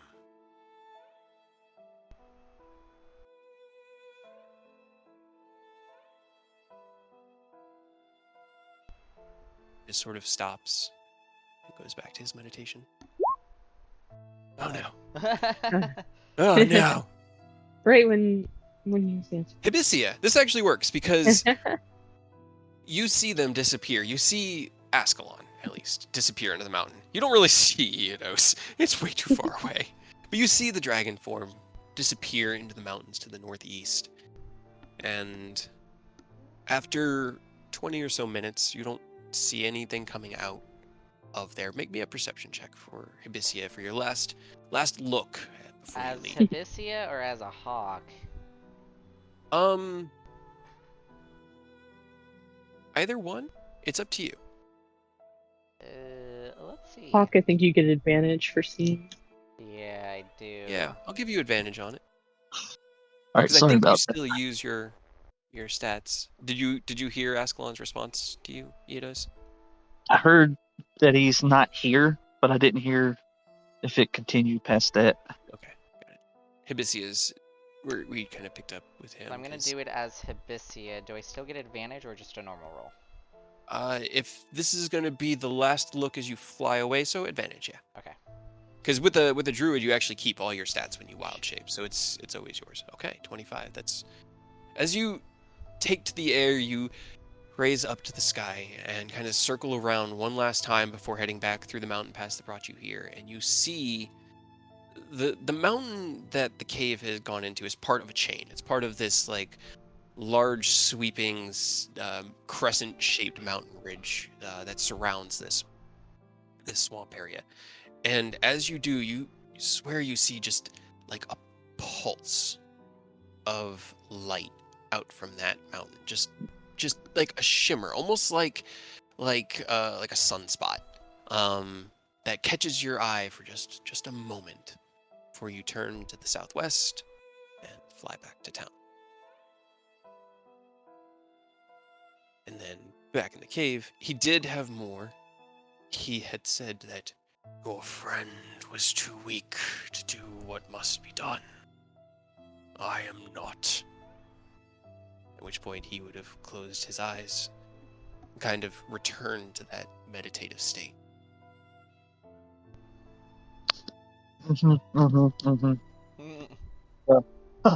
Well, two points of order here. One, when you say gone, is this like a temporary thing, or are you kind of stepping in to do what's got to be done because somebody has to do it, and then you kind of let him come back? And two, what must be done? Like, He listens and seems to be actually listening now. Let's see. Is it temporary? It's a good question. Oh boy. It's definitely not concerning when the DM has to double check. yeah, I Hmm. mean, you don't like to hear, I'm not really sure from God. Well, remember, I'm not God. I'm the arbitrator for the rules that God makes up, and God is insane. So I'm trying to determine based off of the things that God has given for me to determine with.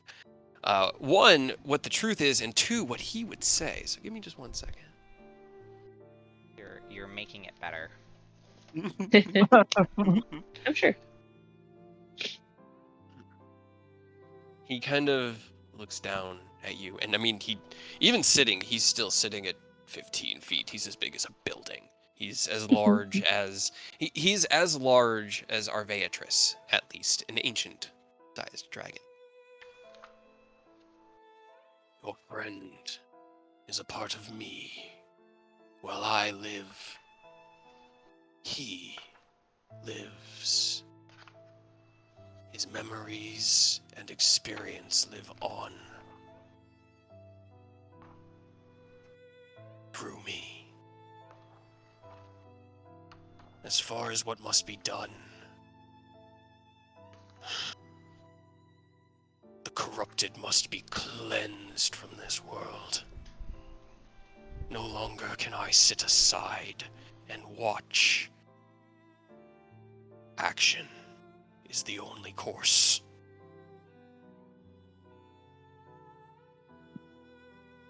Oh man, this is one of those situations where it's like first half not great, second half like kind of on board. Understandable how you arrive at that juncture, like fully get it. And I also know Ken would not want us like to mess with it.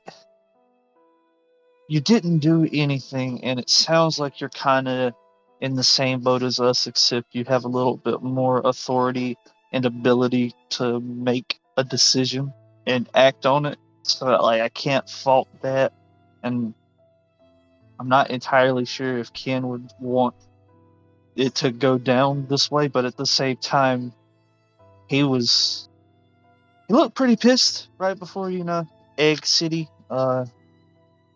Not sure he would ordinarily go down this path, but seems like kind of unavoidable. Yes. Inevitable is the right word. But all right, let's. You got to do what you got to do. I with it, understandable. After that, where do we stand? Is Art? I mean, I know his memories and everything, his experiences live on in you. He's a part of. Is he like? Are you just here for good now? Did we just lose our friend?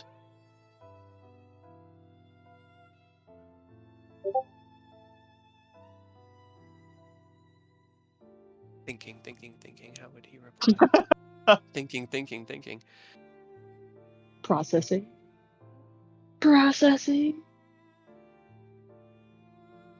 Because again, it's one of these situations where it's like, I'm fully on board with what he's saying he's gonna do, but it's more like, I don't want Ken to be gone, Forever. right? Like, I mean, it sounds kind of like he's might be a little bit more extreme than what we're trying to do, but Yeah. Does he at want to like least murder slightly, everybody or yeah, only the we got cult? slightly similar goals. So like, I'm not 100% against letting him just go ham on some like deserving cultists and evil. Is it only the evil though? Yeah. And also, big thing here is, again, I don't want Ken to just be gone.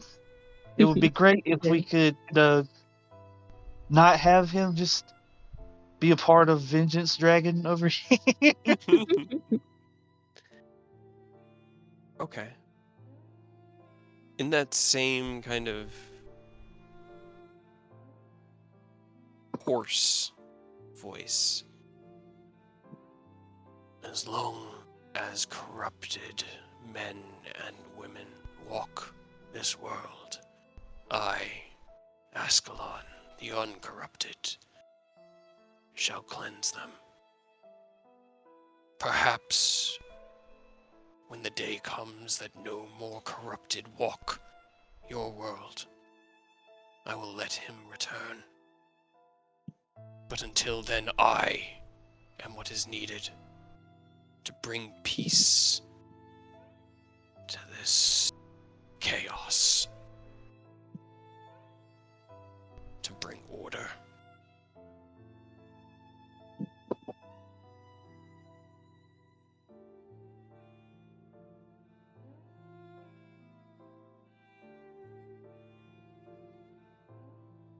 Well, I'm sorry again. You can swap back. My folks are being a pain. I'll be right back. Okay, no worries. I mean, I heard it all, and I'll be able to respond afterwards. But Yeah, you can swap. no problem, man. So, Hibisia, you fly southwest, and as the sun sets to the west, you can feel the wind in your wings. Questions on your mind as to what the hell just happened, and no answers. You return to Iriabor, flying in over the city, and wild shape back to your Hibisia form outside the guild hall. What's your first order? What are you doing first? Go and find Rose. Okay. Where would Rose and Arturia and Robert be this evening? Around Rose 7. would Actually, be it'd be probably like talking. dinner time. Yeah, Rose would be talking to Arturia first, because I had a thing that I wanted to do real quick, and then something else. So at any time during the afternoon, you can have Yeah. pulled Arturia aside. After all the nonsense that they just went through, and they're tired now of people. Yeah. But they go and find Arturia. So, are you like one of the dragons, like dragon, or are you like half dragon? Arturo will chuckle, and then answer her question. You may, well, to answer your question, yes, I am a true dragon. I am a true silver. You may have met my mother already. Which one was that? Let me guess. Wasn't she the river one? The one that fucking tossed me Yeah, in I the guess river. I guess silver. Yeah, I like how that's didn't- what I came. she, The one that talks she to you. didn't toss you in the river. You Took fell you in off the a river. rock. No, she You fucking fell. threw me. She threw me off the side into the river because she was angry Right. that her test was too easy for me. Silver. Oda Ari, right? Close, but what does the humans say? No cigar. So she's not your mom? Yes, but her name is Otari Leocarnos. Too long. I shortened it. Alright, same Do you difference. do you have similar worldviews about our world as she does? Why my mother adopts the what does the humans call it? Scorched earth policy? Super I do not full think on murder. so. I do not share her thoughts. I Okay. believe that mortals as a whole, when given the chance, can do some small amount of good, and I believe that they should not be punished because of the bad apples, as it were. So, no, I believe that mortals do deserve some chance. Good. And I think we can make more than just a small difference. Oh I think yes, we can make a pretty big difference. I've been following you for a while, and I've seen the work you've done. Very impressive for a group of mortals. And Thank you. I Yeah, have been we given do to have names. You don't need to say mortal. Robert may not be mortal. He might be immoral. I mean, immortal. Immoral. Quite right. Well, Rose, Robert, I have been given to authority to assist you in any means necessary, whether it be healing, combat. I can do both, and to Okay. a good degree, you know, Healing is nice. toot my own horn, as the humans would say. I mean, toot away, like, it sounds pretty helpful. Healing and harming. Toot away. Yes, I have been So, granted yeah. many abilities through my own training and by blessings of the deity that I serve. Is it Bahamut? No. Oh, Well, Jesus No. Christ. while he is worthy of many praise and all of that, I serve the dragon god of death. No. Interesting. Friend of yours, Robert? I don't see how I would be related. Appreciate Because you're it, though. dead. Yeah, thanks. Woohoo. Hurry, give me an insight check again. Who? What? Arturia, Oh, sorry. Archery. Got it. Insight. Okay. Okay. So as Rose says this, you kind of like look over at Robert, and there's always been something about Robert, but most of what you've observed has been him in town, moving around. Because you followed them for a while, and then they were gone in the Astral Sea. You've never seen him in his medium armor, his attacker stance. And as Rose says this, you kind of like look over at Robert. He's undead. You sense it. And you kind of like find yourself questioning how you didn't see it immediately. But yeah.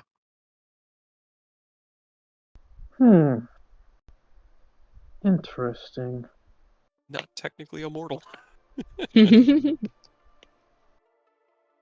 Interesting Though he indeed. likes to claim to be one. I mean, technically, Rose is Fae. I don't know if that counts as mortal. That's still mortal. A unique form of mortal. Okay, well, maybe Maybe. undead's a unique form of mortal. You ever think of that? Nope. Exactly. You're not here. Yet. Yet. Stop quipping it! Never. Well, we also have a couple more hours, I think, until maybe they're coming back. I also have a quick question, totally unrelated, and then I'll be back because I'm bored of sitting around and doing nothing. Can I? Can I have a small vial of your blood, please? Tyria gives you a what the fuck look on her face. Fair. You know what? Fair. It's It's a for weird a- question to spring on them, but Yeah, don't. I would not. for an Do not art indulge. project. Do not indulge her. For an art project. A little bit. Permission to roll. Go for it. Hibisia kind of like narrows her eyes at Rose. Hibisia. They seem, oh, not Hibisia, Arturia. I don't know why I keep doing that. As Arturia narrows her eyes at Rose, they seem to be 100% serious. Like not in like Yeah. I need your blood, like in a dark, serious way, but they're not. You don't really sense any kidding there.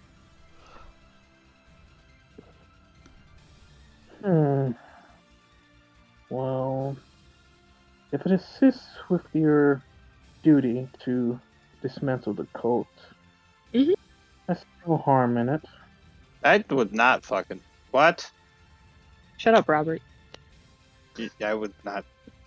You literally have the mask of the cult people on your waist. I would not trust her.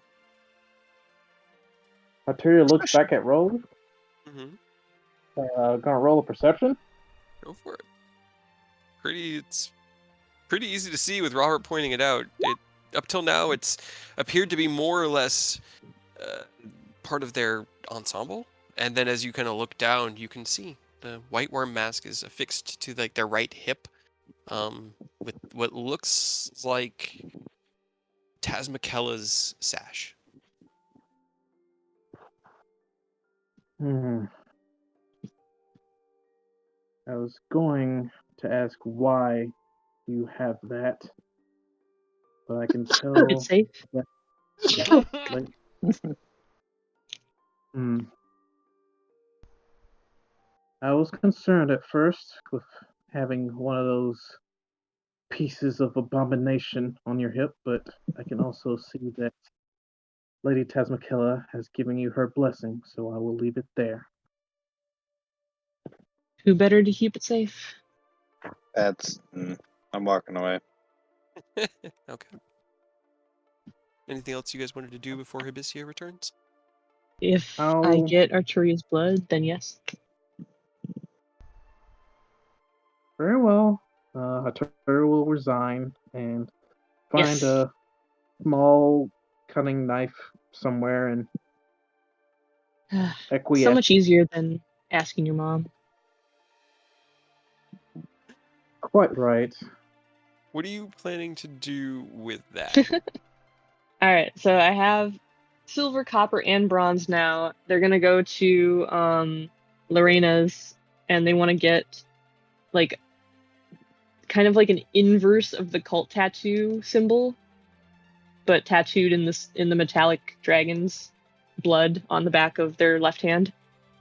Are you? It's just a cosmetic tattoo, or were you trying to do Yeah. any? Okay. Okay. Okay. They honestly have no nefarious means for it. They just want it to Because it's cool. have it there. Yeah. Okay. Be like a And to fuck you remind to them.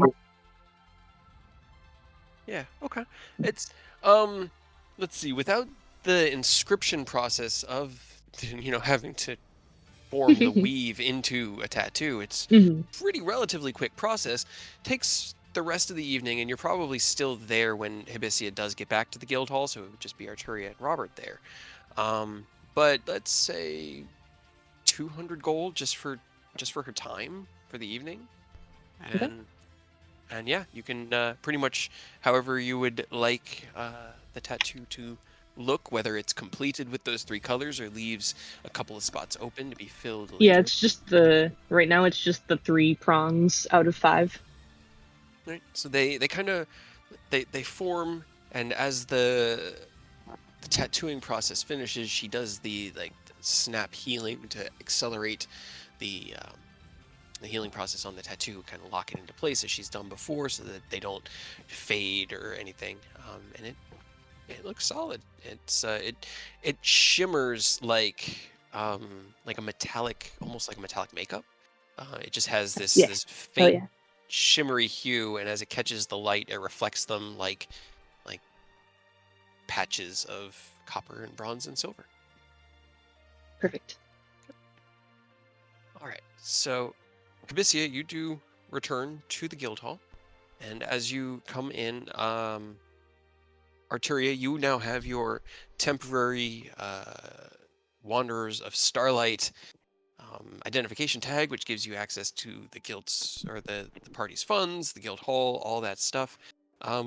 Where would you and Robert be this evening? Or would you be together? Would you be separate? Where would I will be together with Robert. so you're tagging along with Robert? Robert, what do you have any plans, or would you just be Uh, waiting? Probably just waiting. Maybe clean up a bit of the crap a little bit, just so Okay. he has a nice place to sit down. Okay. Okay. I mean, your barracks their barracks are kind of in like the central district or central part of it. So your barracks weren't damaged. It was just the cafeteria, the kitchen, the upper floor, which was administrative like offices and some administrative apartments like Emmeline's. Um, But if you wanted to assist with the cleanup, they're still moving rubble out so that they can start the repair process throughout the day. Just wherever you guys would be. Hibisia, roll me an investigation to search for them. Oh boy. You can do it. Find him. Okay. All right. Yeah, I'd say you're both probably helping with the cleanup process in the cafeteria, moving, large boulders, and Robert Arturi is moving them with about as much skill and grace as you can move them. It was quick watching her. You didn't expect it, but she's got some strength behind those arms. Hibisia, you walk in and can see them all, or see both of them working.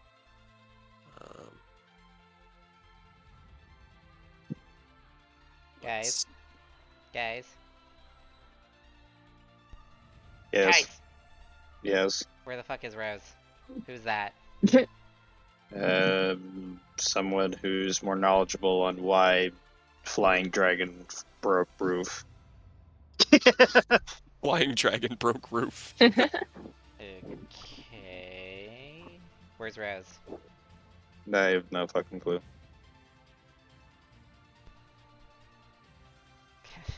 But Scream really loudly. I'm assuming she'll come.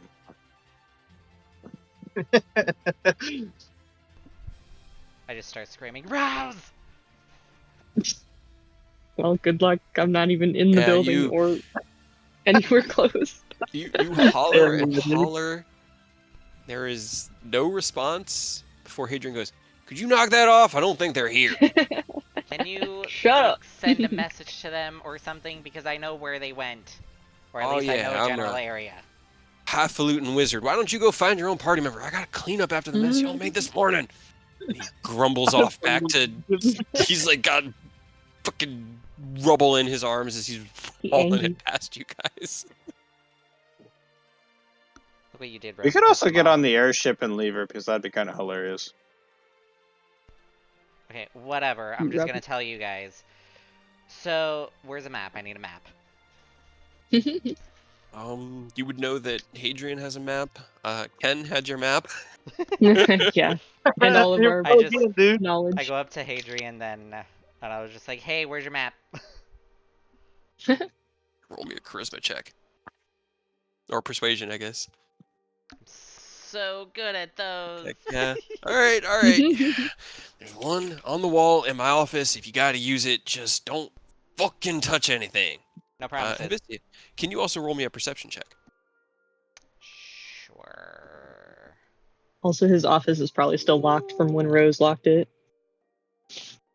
Okay. So as you walked up to Robert and Arturia, you could see them moving around. Robert doesn't have his normal halberd on his back.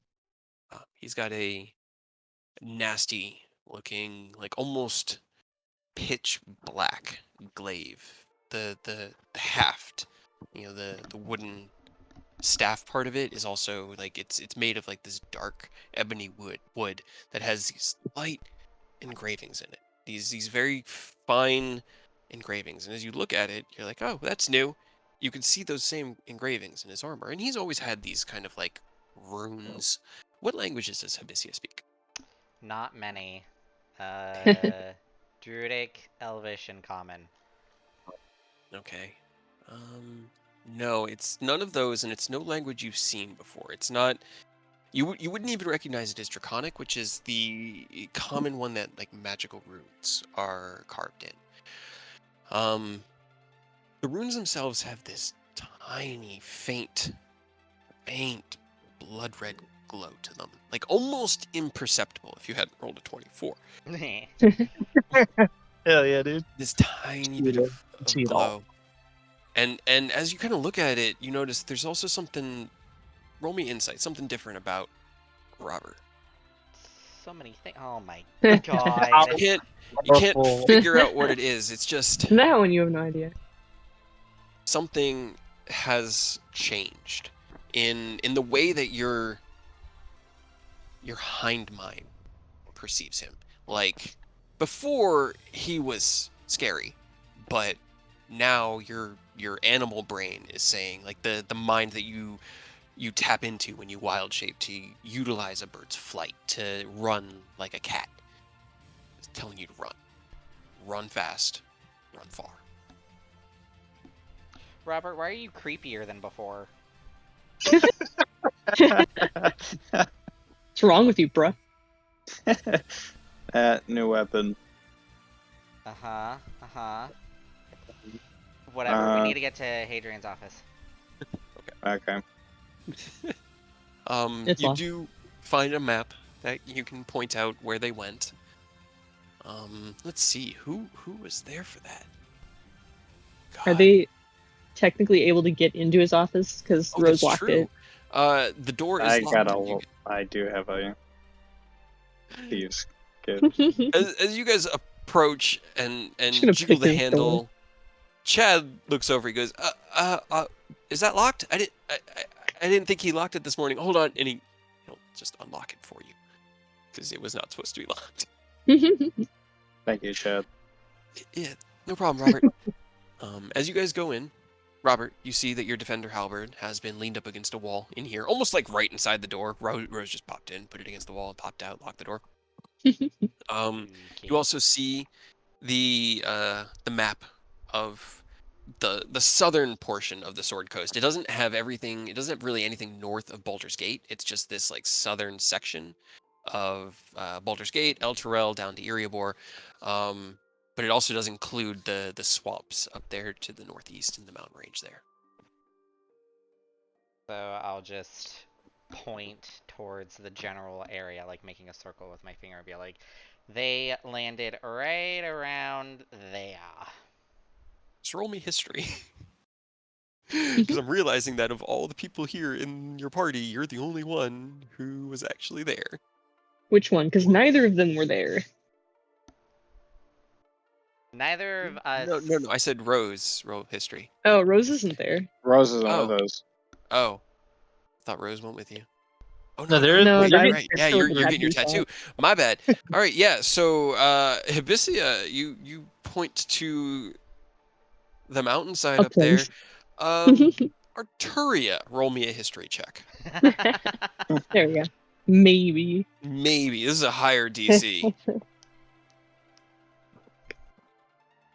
Ooh, Right. You do know that these mountains aren't populated very frequently by the races of men, because they tend to be places where dragons like to nest. These mountains in particular are home to all sorts of cave networks.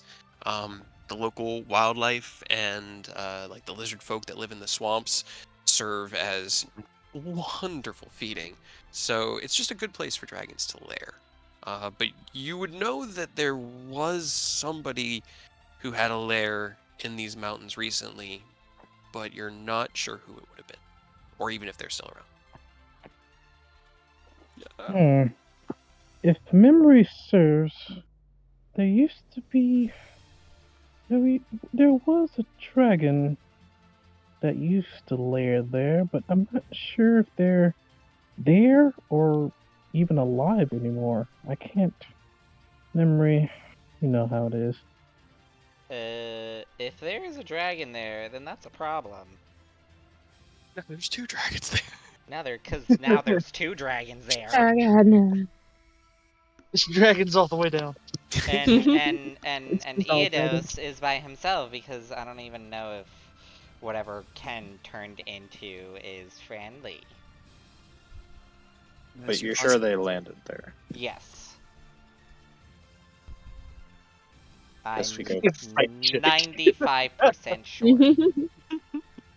Alright. Well, I say we get Rose, and then probably take the airship because I have no other way of travel.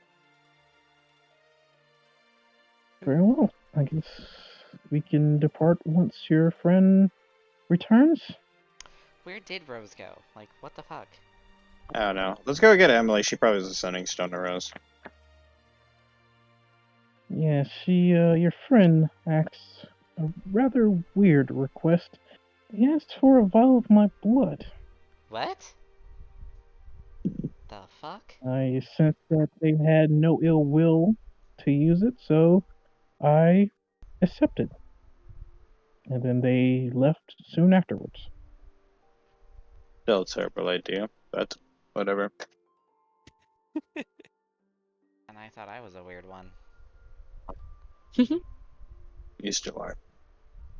There's Damn, the savage. skeleton in armor, alright? Hmm. Well, as you all banter, waiting for Rose to return, Iedos. Far to the northeast, hundreds of miles from your friends and home, you sit in a dark cave with the transformed body of your brother beside you. He speaks of justice and corruption. And what do you do?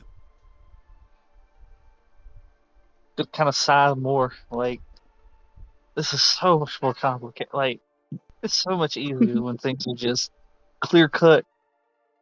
There's a villain. We swing our swords. They die or we die. But this is so much above our pay grade. He's saying this out loud, right? Like, so that the dragon is aware. Like, but as as long as Ken is fine right now. I know you said he lives as long as you live. I don't know how long exactly you're going to be doing your thing, what your thing is going to entail. Like the spark note seemed fine like on a surface level. I don't know how deeply you take corruption. Like if somebody cheated on a test in school, you're going to smite them or something. That probably wouldn't be dope. Wouldn't be ideal, but if you're routing evil, if you're taking out like genuine corruption, I mean that seems kind of on brand with Ken's whole identity. So like I don't want Ken to not exist, but at the same time you don't seem like you're not gonna make him not exist. Just don't die, I guess, and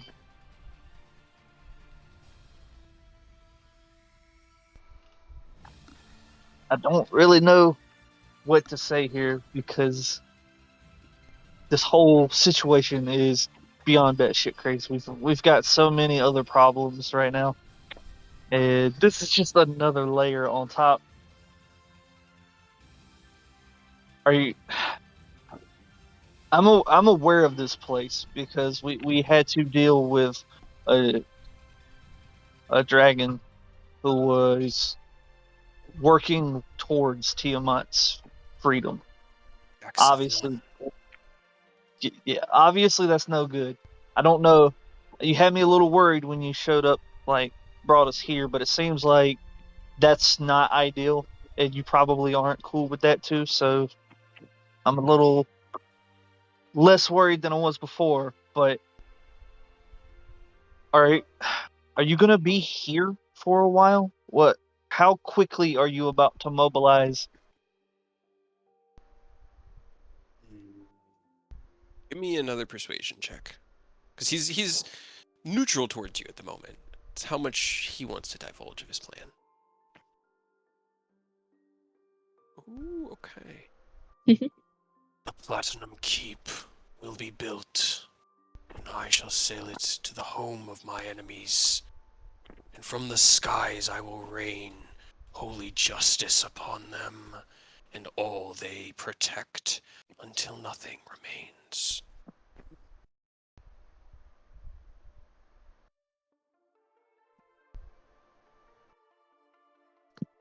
Well, 27, man. That was a good persuasion roll. yeah, definitely. Like again, this does not sound bad. It's just I have no idea how deeply like. I will tear the corruption up from the roots, the seeds, the stems. All of it will be as nothing. It's trying to burn the world. Yes, that like it sounded more and more like that, huh? Yeah. Not Oh, not maybe great. great. Yeah. Well, I mean, Is there a way you don't do that?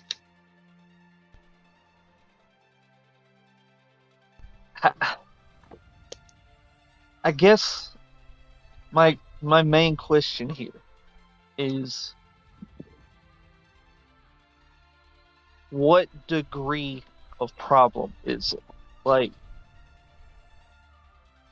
just the idea of corruption is very vague, and almost anything, if you whittle it down far enough, if you're being reductionist, can be pointed to as corrupt. Like, is it corruption to the point of risking the natural order, or is it corruption in the sense that it's unjust?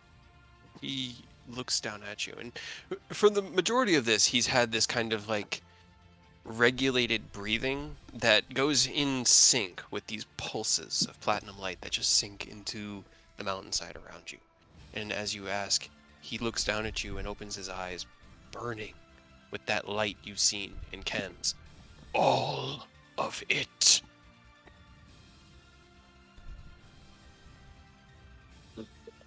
All right, well, I guess that answers that. Well, oof.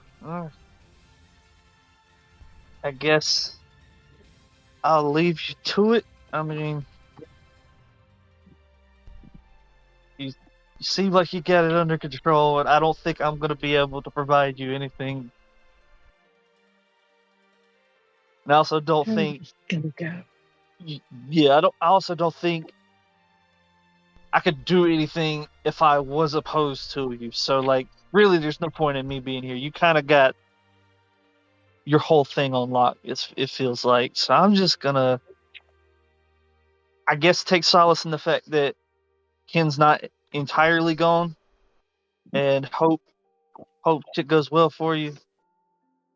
He's gonna slowly stand up, like, kind of stretch a little bit, and start walking back out because I don't know if I can cast in this cave. He doesn't stop you, nor does he seem to change. As you walk away, he closes his eyes and returns to his meditative state. You can Well, unstop. Edith is just kind of hoping it wouldn't go to that extreme, because at first it was kind of like, all right, cool. I mean, a little rough around the edges, but corruption doesn't need to be taken care of. Fair, fair, fair. And it got real dark real fast, and he's kind of mulling this over as he's drawing out teleportation circle right outside that cave. Like, man, what the fuck do we do here, huh? Okay. And as you finish the circle, the door opens, leading you back to the guild hall in Eriabor. Rose, having concluded your tattooing and your new icon, you are free to return to the guild hall or go wherever you would like. Yeah, we'll probably just head back. I just didn't want to sit around and literally wait for everybody else all day. Yeah, that's fair. For simplicity, I'm going to say you all can meet up that evening. It's about 10 when everyone finally recollects Sans Ken in your barracks. Ken's bed is still unmade and disheveled.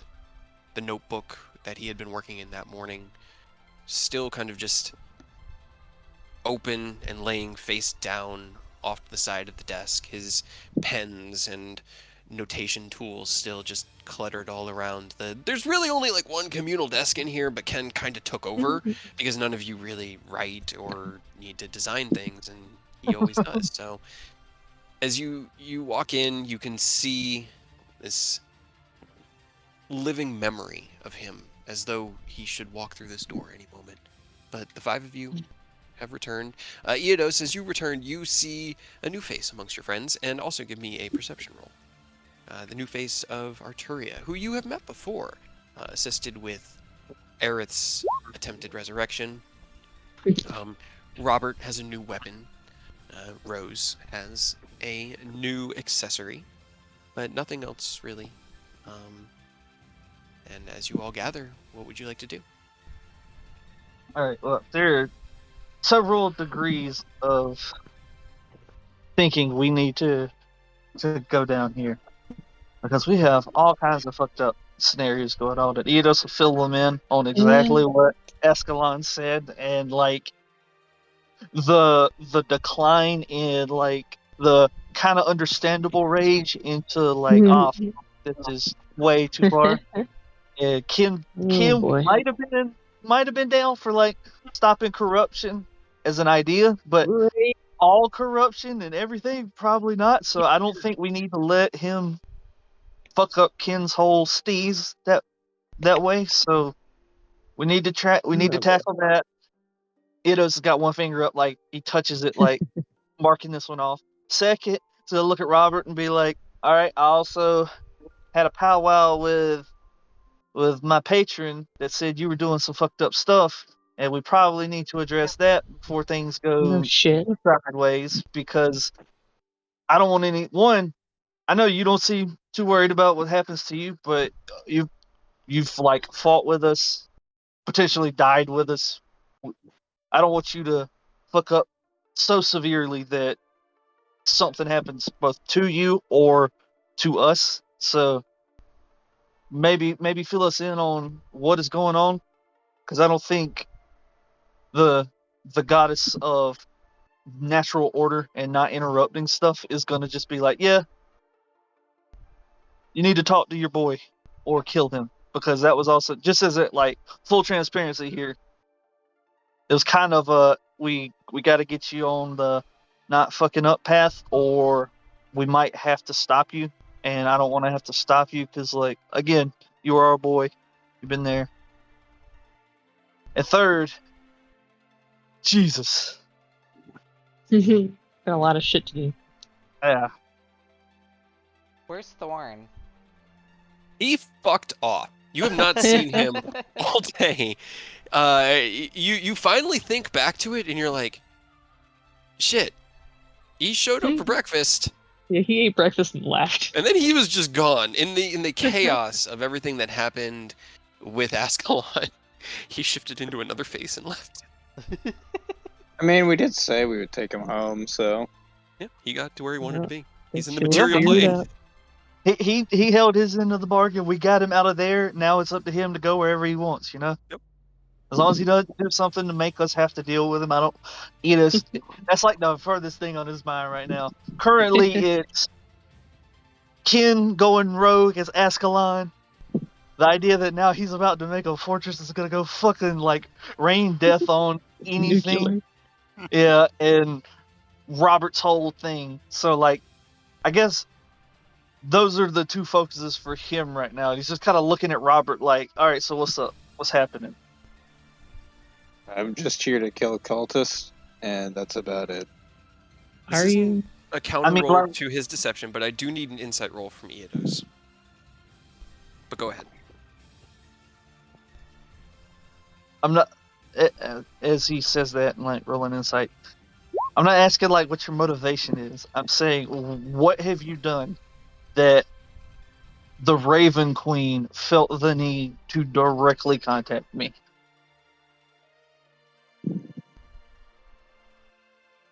And again, this is judgment free, because again, I'm not. you've been fighting Full with judgment. us. I've got no problem. Like, if something's happened or you've made a choice, it's just like walk us through it. My choices Robin. are my own, and I really don't care what your god has to think about them. I'm here. Well, See Your, the your choices are your own until they affect literally Us. everyone else. Yeah. My choices is to eliminate the cultist and move on. If me killing cultists somehow negatively impacts the world, well, I'm sorry. I want them dead. Maybe not the killing part, but the lengths you're going to do so.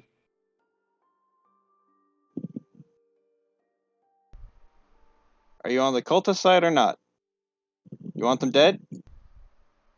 I'm on the side that doesn't also get us dead. I Yeah. have no intention of killing anyone besides the cultists.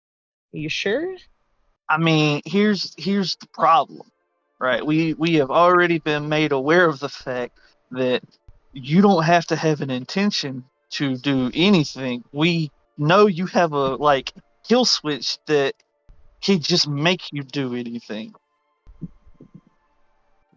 And if I gave you the kill switch, would that fix the problem? I mean, it made me feel a Would little bit safer, honestly. But it's not. Again, it's not a problem. This is just what is going on? What did you do? Because she just randomly all right, I cannot stress enough. Oh, hands off. She has been at almost every step outside of where we got fucked up. And even then, it wasn't like she wanted to do it. It was a look. If you don't, everything's gonna get reset. So you kind of got it. So the fact that she contacted me means something serious happened, or is gonna happen. Well, you can tell your god to mind your own damn business.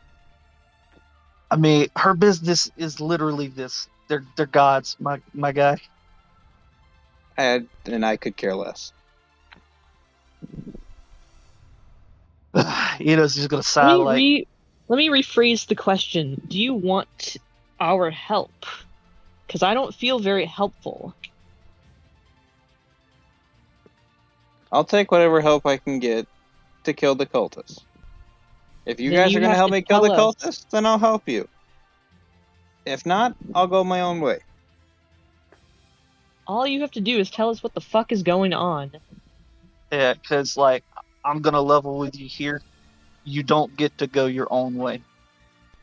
If you try to go your own way, we are gonna stop you From killing cultists.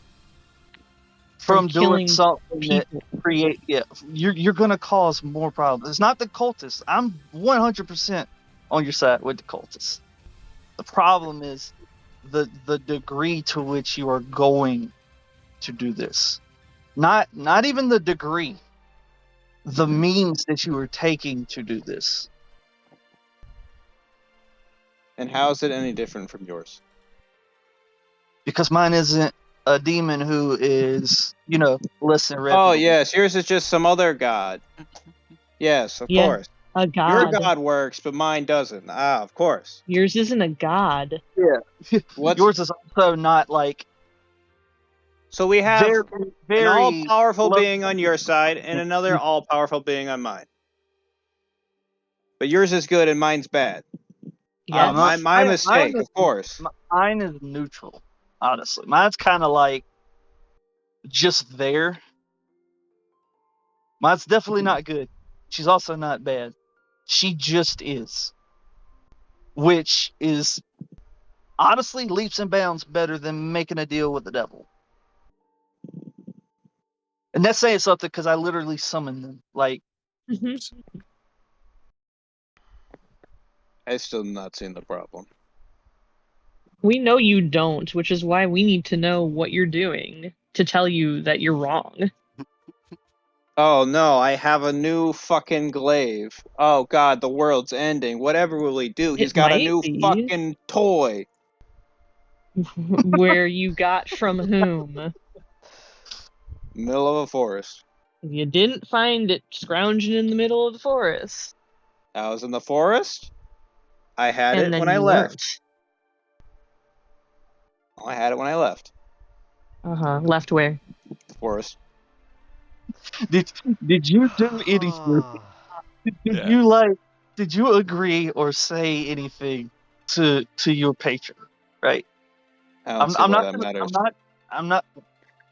I'm trying my best to not be disparaging here because I don't want anything to happen, but it matters pretty drastically because that is one more problem that we have to address.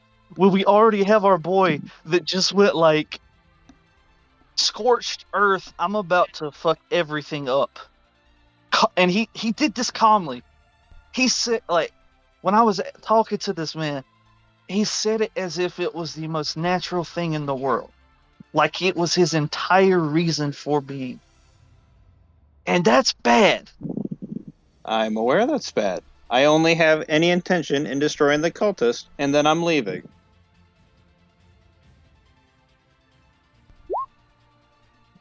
Leaving where? Where are you going? I have no other... What am I gonna do here? Everyone's dead. My family is dead. My country is dead. Not yet. Everything I love is dead.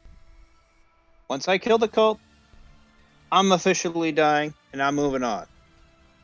Are you? Can you die anymore? Well, I'll find out when I get there. You know, it's just rubbing a temple like.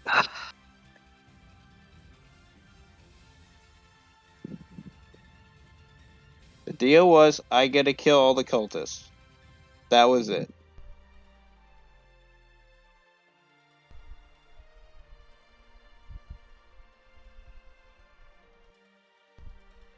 I mean, the deal was to work as a team to help us. And you never have. Are you killing cultists? Your goal is to kill the cult. Currently. Is it not? Our goal is to stop the cult. Same difference. Is it? If you can convert the cult, by all means, go ahead. Make them happy again. Make them all goody I'm not looking two-shoes. to convert them. What other... Okay, you either kill or you convert. There's no like, oh, we just let them sit in a corner and hope they don't do anything. No, that's You not going go to to work. the source and fix the problem, not the symptom. Same difference. No. It really isn't. Okay, so we go kill the source and the cult dies out. That's still killing the cult. It's putting a band-aid on like A a tumor. gaping wound. Yeah, like the problem is we have stopping the cult is bigger than just killing the. We're gonna have to like figure out a way to stop Tiamat, and I don't mean like stop them from summoning Tiamat. If we're to get rid of the cult, we have to get rid of Tiamat. I'm aware of this, and I'm fine with finding some way to kill Tiamat. I'm not seeing where are we lost in translation here. The part where we don't trust you is the part. You literally have the white dragon mask on your shoulder, and you attacked us earlier, and we're supposed to trust you as well? I didn't attack you. You 100% did. I mean, okay. To be fair, Rose explained what's happening. So far, you just said, "I found it. Don't I worry found about it. yeah, and my deal's my deal. Don't worry about it." Like you've said literally nothing to make anybody trust you beyond the fact that like you look spooky and the average person's gonna be intimidated by you, right? Like just I try not to laugh like at the side you're spooky. like just we're just looking for like an explanation, not even telling you not to do it because like fuck it, it's a devil. We can double cross him down the line and like whatever. But you just gotta Do let you us. have intentions? Yeah, we just need to know what's going on. Do you intend to actually double cross her, or are you just going to work with her to get power? I have a problem with that. What, the double crossing or doing the thing for power? The devil that you're working with unabashedly. Actually, I have a question. Meh. For DM. Yes. We're just having like a heart to heart, and then Any they probably question? Teacher. Put you guys on phone.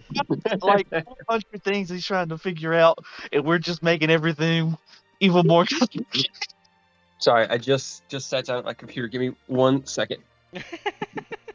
Oh boy. He just gotta switch back to his computer. I had to pee so bad, but I was loving listening to it. I wasn't really talking. I was like, I'm just gonna get on my phone and go use the bathroom. All right. Okay. All right. So, Robert, were you messaging me? You had a question? Yes. Okay, cool. Roll an insight check, Robert, and a wisdom saving throw. Okay. So, insight.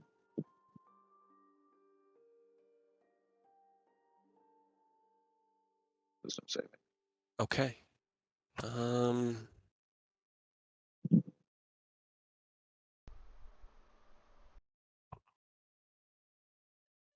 You think back.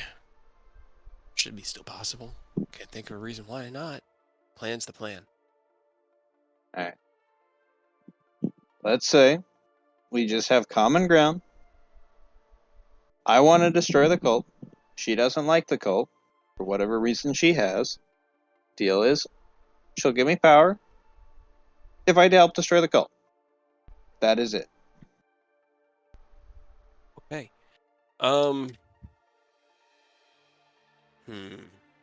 Interesting. Interesting. It's an interesting thing.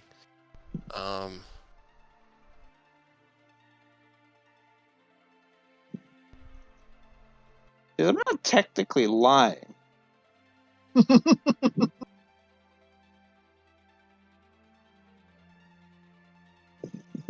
Okay. As you answer, you feel a twinge in the back of your mind. Give me the number. As Rose has been staring at you, daggers. You answer Eodos's question that, the deal was she'll give you the power to destroy the cult. You'll destroy the cult. That's it. You take 31 points of psychic damage, and everyone else sees as Robert kind of staggers back, reaches up for his helmet, just instinctively going for where his mind would be, even though he doesn't really even feel it there. Poor brain. Yeah. But you do take 31 psychic damage. Yeah, talk about trust, Rose. Sure, that was nice. Truthfully, there was no truth. Nothing you've told us is truthful. There is definitely truth in that statement. You just gotta find it. Apparently not.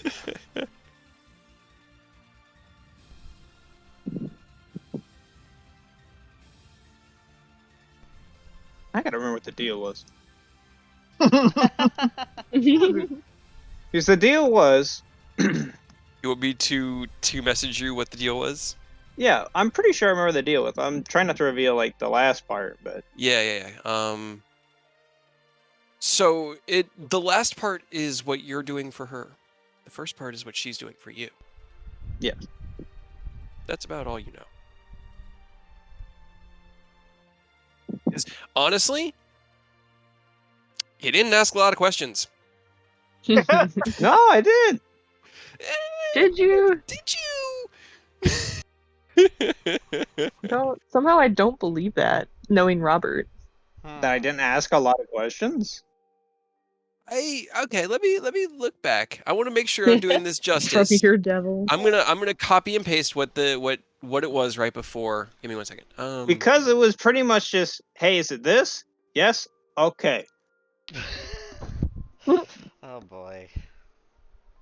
I don't know if that's questioning, but Then I That's did not ask. really questioning. I asked one question afterwards. one question. One question? Afterwards.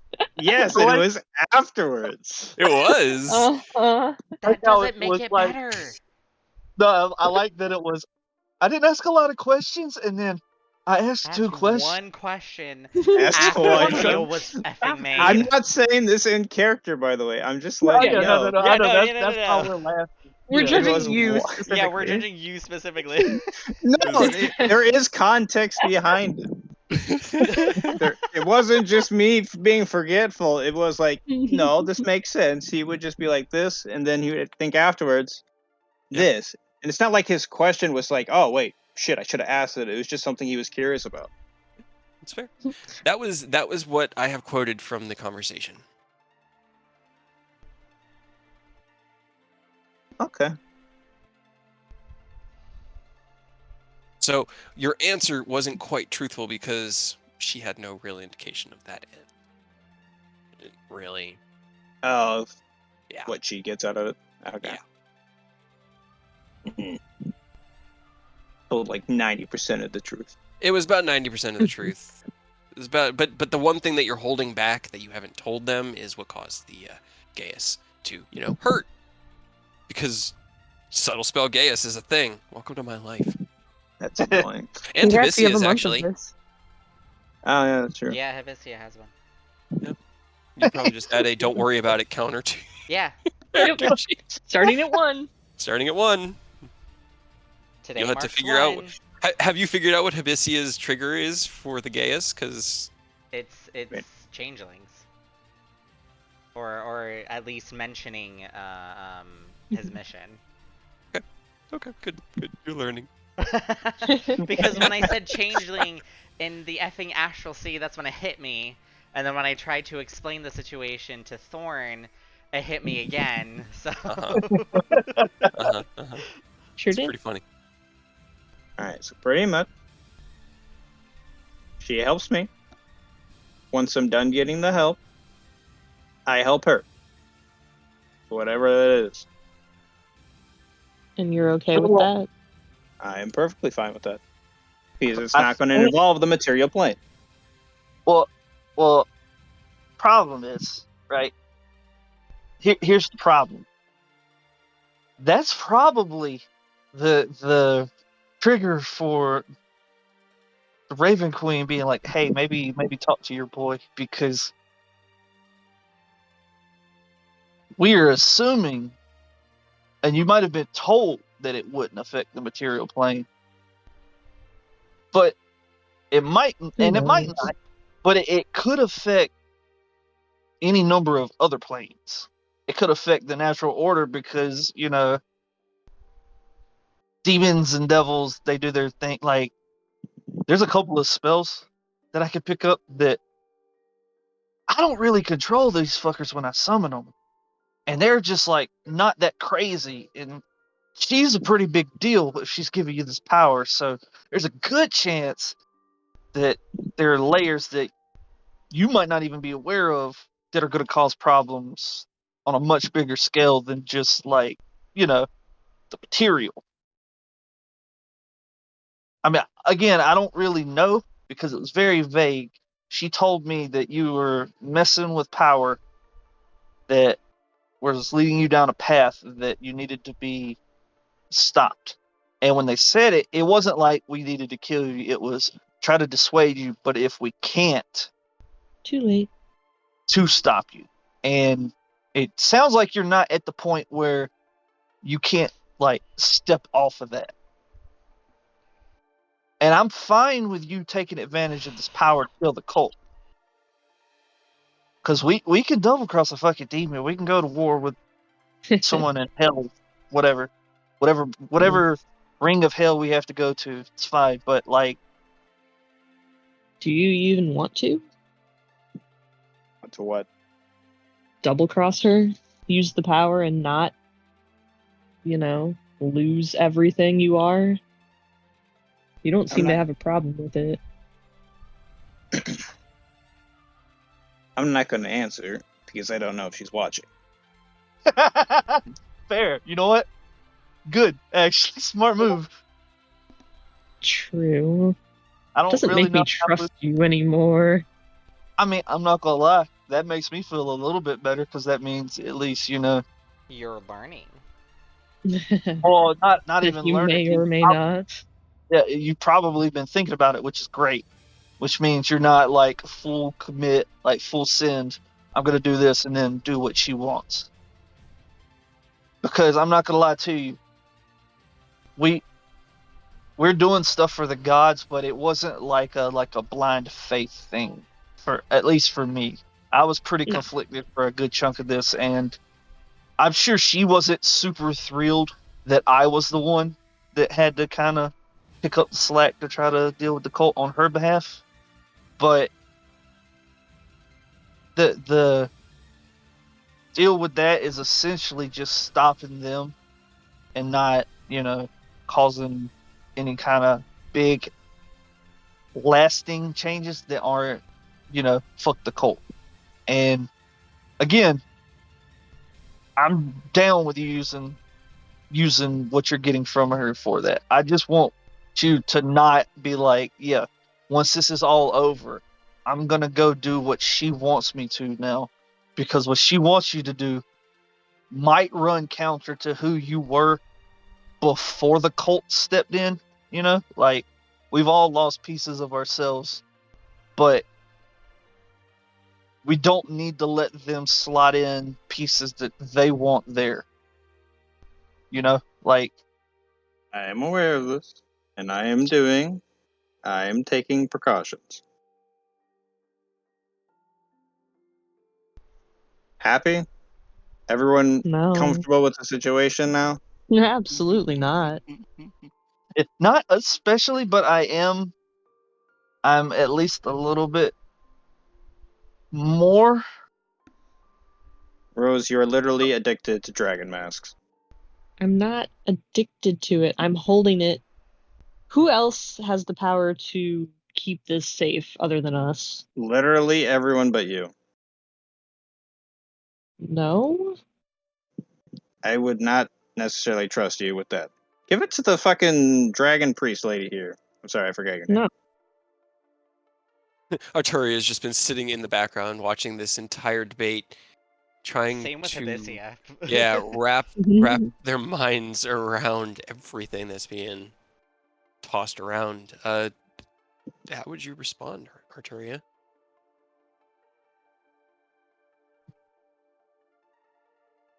You know of the dragon masks. You know what they are.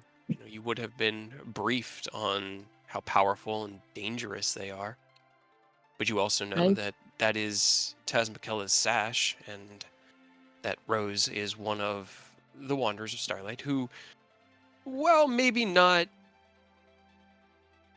100% trusted by the dragons, at least passed the tests and warranted your involvement here. Well, I Okay. could think of Yeah, sure. 5 Roll insight. people. I could think of 5 persons immediately that could probably protect that mess better than me. I'm Yeah, right. sorry. But Can they protect it when they have their own stuff going on right now? Like, we I don't. believe so, yes. They have the experience to multitask. But I digress. If Lady Tazmikella has given you her blessing and has left that mask with her, then I believe it's for a reason, and I see no reason to interfere with said reason. Things are about to start happening at the Nether Mountains that you guys may want to focus solely on that. And I trust myself and the people who are around me to protect me, most of them, to protect it more than I trust anyone else.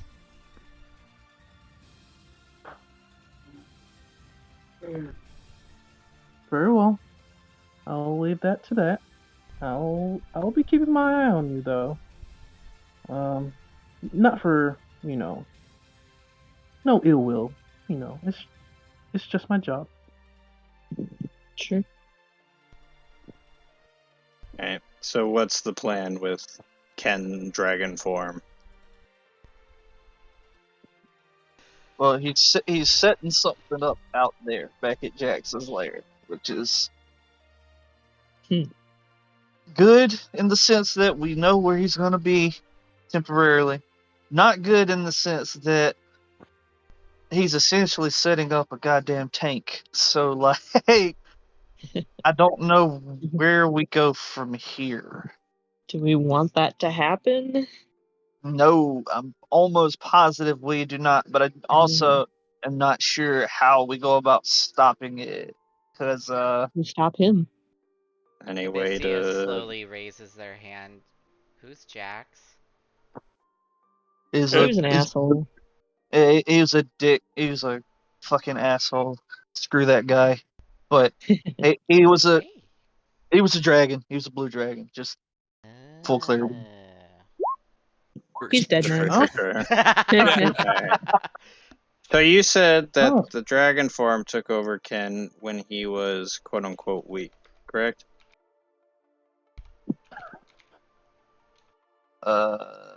Arturo he- will pipe up first. I'm sorry. Go ahead. Arturo's gonna pipe up real quick. Oh, so Chuxathon is slain by your hand. Oh yeah. Quite a while ago, Excellent. actually. I don't think I was involved in that. No. I had no. We had no. somebody trustworthy at that point. Where's he now? Dead, actually, you know? It's because he trusted you. He's actually a No. statue. Oh. But all right. So The- he kind of lost. I think he lost it, and Ascalon sounded pretty sure that he would be able to make some hard decisions that Ken couldn't, i.e., wipe out literally all corruption ever. So I don't know if our boy would necessarily do that, and I'm assuming the person that Rose saw in the sex dungeon dream that they looked in on must have been somebody important to him if he kind of lost it right there. So Yeah. Didn't he could say, we- like, it's his teacher or something? He actually did. Yeah. could we knock some sense into Ken and put him back in the proper spot? Or would Yeah, I say we go freeing stop him. his teacher help him out, knock him out of his rampage? Artoria, you're like dragonborn and you know dragons. Could we go beat the shit out of him and try to knock him back to Ken? Or Well, first of all, I am not a dragonborn. I am a true silver. Secondly, with our current composition, I don't think we're a match for that. Ascalon is, for all intents and purposes, an anomaly. We don't know how deep his power is. I would recommend we get the help of the metallics. So our first course of business would probably to attend the meeting in the Nether Mountains. Again. Do we have to do all the tests again? I hope not, man. No. We aced them this time. We were professionals. Everybody did stellar, and we knocked it out of the park. I'm sure they love us, right? Except for Robert. No, just the I one person believe- doesn't like me because I almost skipped their test. I believe the Her test mom. won't be necessary in this situation, as again, this is an anomaly, and they would want as much information as possible. So I believe, yes, the test will be voided for now. Okay. Do you have a way to This is- teleport us there quick? Yeah. Special circumstance, but do people always, like, every time they go up there, do they have to do tests except for special circumstances? Seems like a lot. I guess People it don't. depends. It's a case by case basis, if I remember correctly. But I If they hate the believe person you've enough. proven yourself to avoid further testing. He weirdly said, paraphrase here, that Kid lives as long as he lives. So hopefully that's an indicator that maybe we can knock Ken out of him, or not Yeah. the sense back into Ken. Mm-hmm. I'm But fine with that. again, I mean, worst case scenario here, there's like a fucking war because that man seemed very intent on doing his thing. I cannot stress enough how serious he was about fucking every bit of corruption up. And Yeah, you don't kill all corruption on Earth without destroying The Earth. innocent people and everything else. So hopefully the Hard to direct dragon, Odysseus is slightly lost in the conversation. hopefully the dragons back on the mountain will have an idea about what's going on. Maybe we can point him towards that fucking asshole red dragon while we're at it. Maybe we can lead him there to start with. Chuck you him think to he start doesn't with already have a Malachi. plan? Nee. While that is a very amusing and very interesting suggestion, and I wholeheartedly agree that Malachi should get that work, as the humans say. I believe going to the mountains and sharing information with the metallic dragon kings should be our first priority. So that I there's can't wait to fight a that way. man, but Wait, what? What? I cannot Malachi. wait to fight. Yeah, fuck. I'm so mad about that still. God. Rokai point or Rokai part 2 where we get murdered again. Electric Boogaloo. Yeah. Yep. All right. So airship prepped. That would take Drive, or forever. are Is we there any teleporting? easier to get there, please?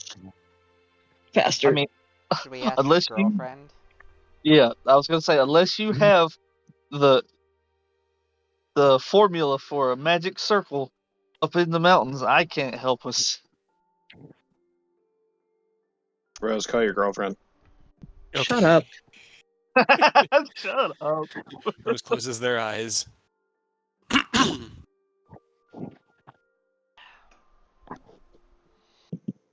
Guys, while you did all that, I actually made a map. I had to draw it by hand of the room that you're in because I was not sure. No. Oh, fuck. Whew. That's why I was like, should I just say it? I don't want to fucking die. Odysseus would I have been just got this neutral in the cool fight. glaive. I just got this cool glade. Yeah, and Rose and Eodos would most likely have been the people to use it on first. Oh, Emmeline? Yeah. I figured Taz was busy. I could message Taz, I Yeah. guess. No one here knows. So Teleport. teleport requires not only the knowledge of the spell, but the knowledge Where of it the is. destination. Yeah, you kind of have to Alright. have an idea as to what you're aiming for. Let me see. I don't. Plus, think aren't there are any- wards at the Nether Mountains to prevent us, unless it's a specific person doing it? Yeah, maybe Taz is the only one who can. Yeah. So you reach out to M. And he's like, oh, Rose. You. I unfortunately don't know anyone who can teleport aside from the circles. I think that's Okay. 25. Yep. But they use the teleportation circle just- here. Do it again.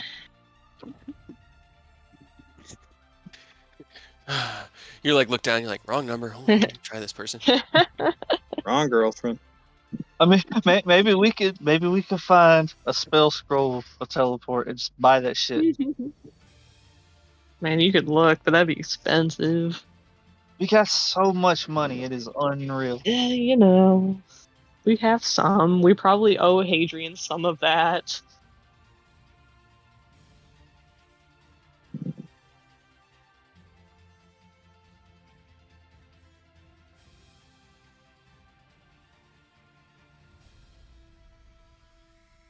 Also, now that the party's together, can any of us read the runes on his weapon? Is it what? Here, let me see. What languages do you speak? I will tell you. Common, Infernal, Snake Speech, and Yuan Ti. They are infernal. They weren't before. They were Big close, surprise. but they were more. They were more of like a blueprint. And as you look at them now, they are infernal. Does it say like this end up and handle with care? No, Fragile. How close do you get? Because they're pretty small, but they do glow. You'd have to be close enough that Robert would be able to tell you're reading them. I mean, if I assume that was it Hibistia that noticed them and just couldn't read? I assume he probably Yeah. mentioned. I mean, he's not going to be like he's not going about this underhanded or trying to keep Robert out of it. He's just if they mentioned it, he's just kind of leaning in like I want trying to get a look at what they say because I mean he could read it and I don't know if Robert can or not, but if he can't, Eidos will tell him whatever's on it too. Okay. Robert, do you allow Eidos to, or is he doing this? Because if he does it just at a glance without you allowing him, there'll be a roll. But if you allow him, he'll have the time to. I mean, I can't read it, so go ahead. Okay. You start, and it's like picking up the Bible halfway through it. It's it legitimately it talks of a war in heaven and an unjust punishment. It's essentially like the Book of Zariel. It seems fine. Looks like you got a passage of them, I guess. All right, that's a little bit weirder than I thought. I thought it would just be like a simple like breakdown of what it's doing, or maybe like if you needed to know something about it, I could tell you what it was. But all right, that's a little bit weird. You start reading it looking for like an event of emergency or this side up or anything like that, and it's very Kill switch. yeah, it's very fluid. It just sort of it has the sense of a sermon or something spoke in a holy place, but written in this very unholy language. Oh, does that mean they know who Zariel is now? Well, let's see. Actually, roll me a religion check, Eidos. I think it's safe to say we don't know who Zariel is then. Natural 20. Nope. 7. Let's see. What are some of her?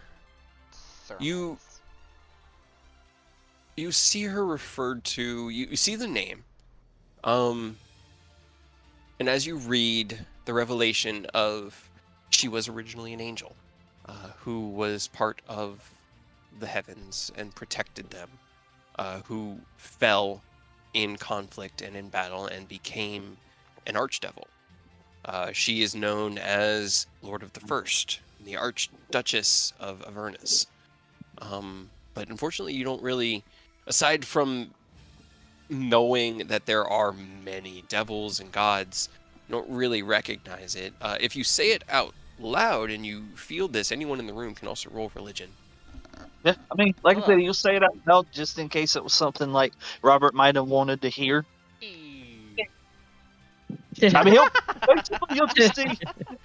You know how like when they tell you back in school to read out loud, and you just got that like monotone like. Like he's just kind of leaning in, going down the weapon, like reading it as it goes, just saying it in case any of it. Yeah. There are different passages and stories. The weapon itself focuses more on like a glorious battle that was once fought by Zariel. And it seems to be the story of that conflict with the demons of the abyss. It was after she had been consigned to Avernus and while she was still proving herself to one called Asmodeus. Ken and Hibissia, or not Ken, Arturia and Hibissia, you, especially Hibissia, recognize the entity. Hibissia, they're kind of like, there's not really a lot of religion in the Feywild because the Archfey don't really like conflict from the Hells. But you would have, in passing and in study maybe, heard of the Archdevil, and you know that they are a normally evil entity, not normally good. Arturia, you know her pretty well as one of the humans' deities, and that a lot of more warmonger like humans pray to her or worship her. Those who seek power for power's gain. You know, those who wish to fight. Let's see, what else could there be?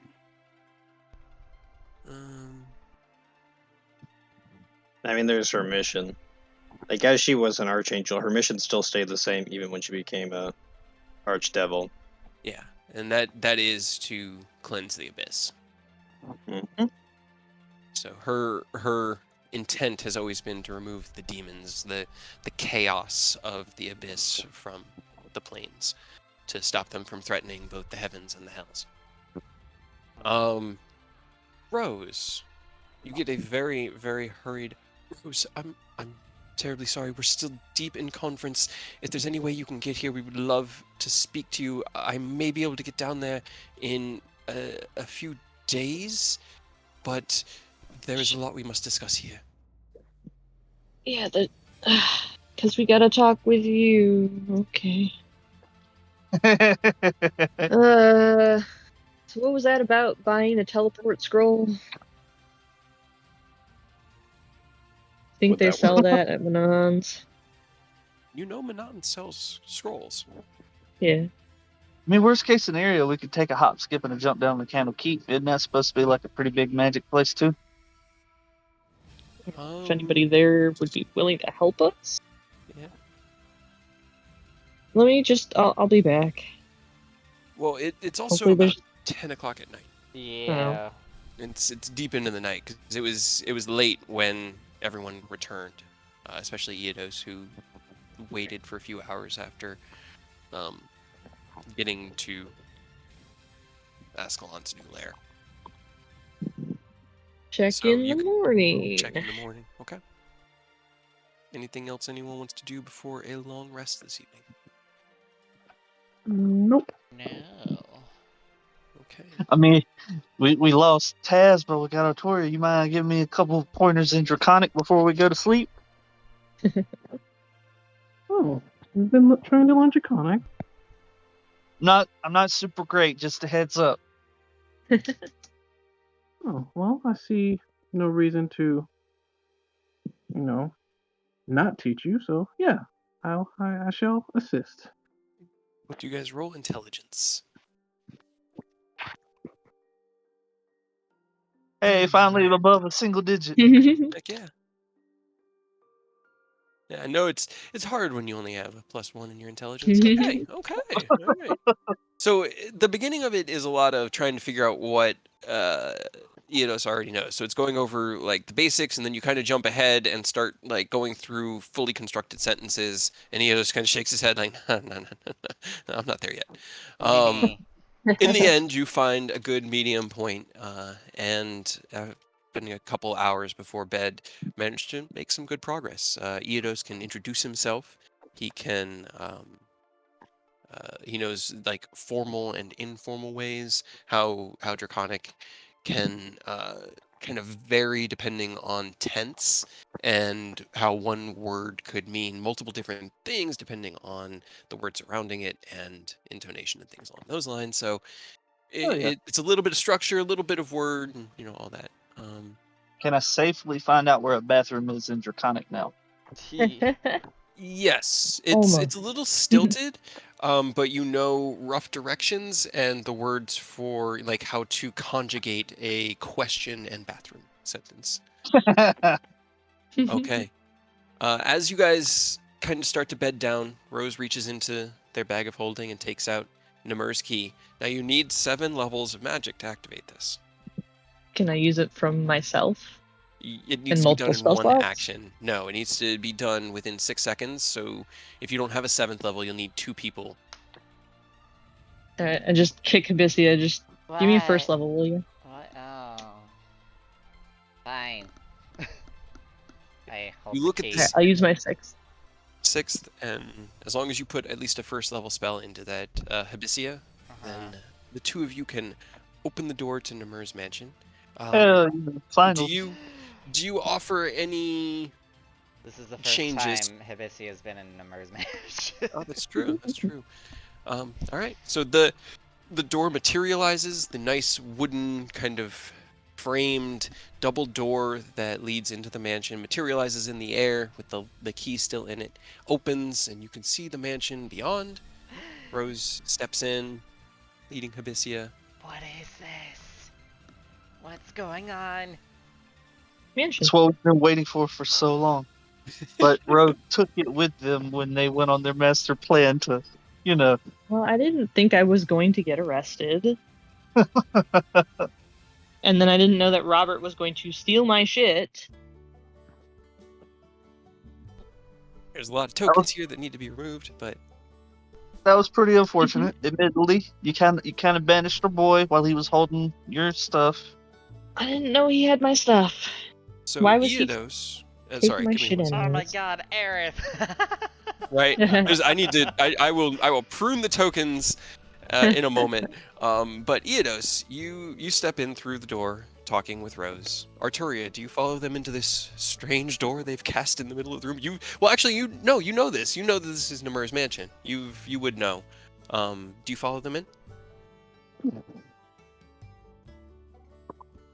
Yes, I follow. Okay. You follow them in, no problem. Robert, do you? Might as well.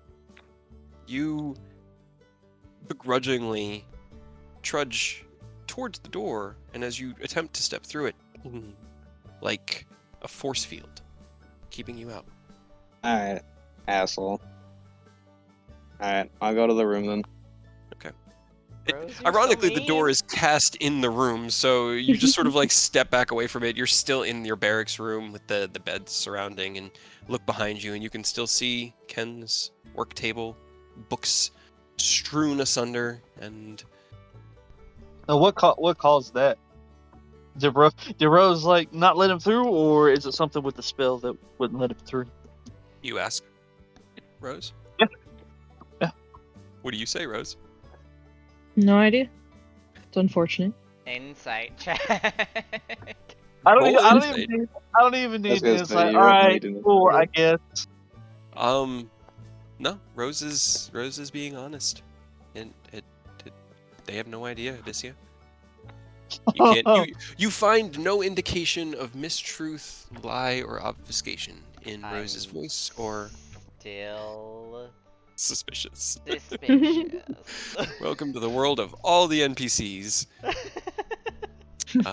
But the four of you are able to enter the mansion. For Hibisia and Arturia, it's a different experience. I'm just gonna delete some tokens here. You enter into this mansion and are greeted by a copy of Rose wearing a maid's outfit What is that going just on? sort of like walks up to you and holds out their hands to take any objects you might need stored: coat, shoes, weapons, anything along those lines. You glance around and you see a Eodos in a maid's outfit. And as the confusion starts to set in, you realize that's me in a maid's outfit. And Arturia, you also see yourself in a maid's outfit. Just sort of putzing around like they work here. But all of you individually see your own, like yourselves, recreated here. And you don't see any Roberts or Aeriths. You don't see any Sebuses, it's just Rose, Eodos, Arturia, and Hibisia, and about 100 servants that look like them. If this is Namir's, can he also open up? Could we just use this as a junction point to jump from here to the fucking mountain? Or is it only the key that works now, and he can't get in here? Yeah, I don't it's the know. key. It really, it's not like his mansion. It's his key that leads to this mansion. It's anchored to that point. So unfortunately, he wouldn't be able to come through from there. It's a good thought. Yeah, that would have made it a lot easier to kind of Right. talk to. But, We got a nice place to sleep for once, Yeah. and it's not the Yeah, astral sea Rose- anymore. Rose goes to find like the biggest, most lavish bedroom and just collapses like face first on the bed.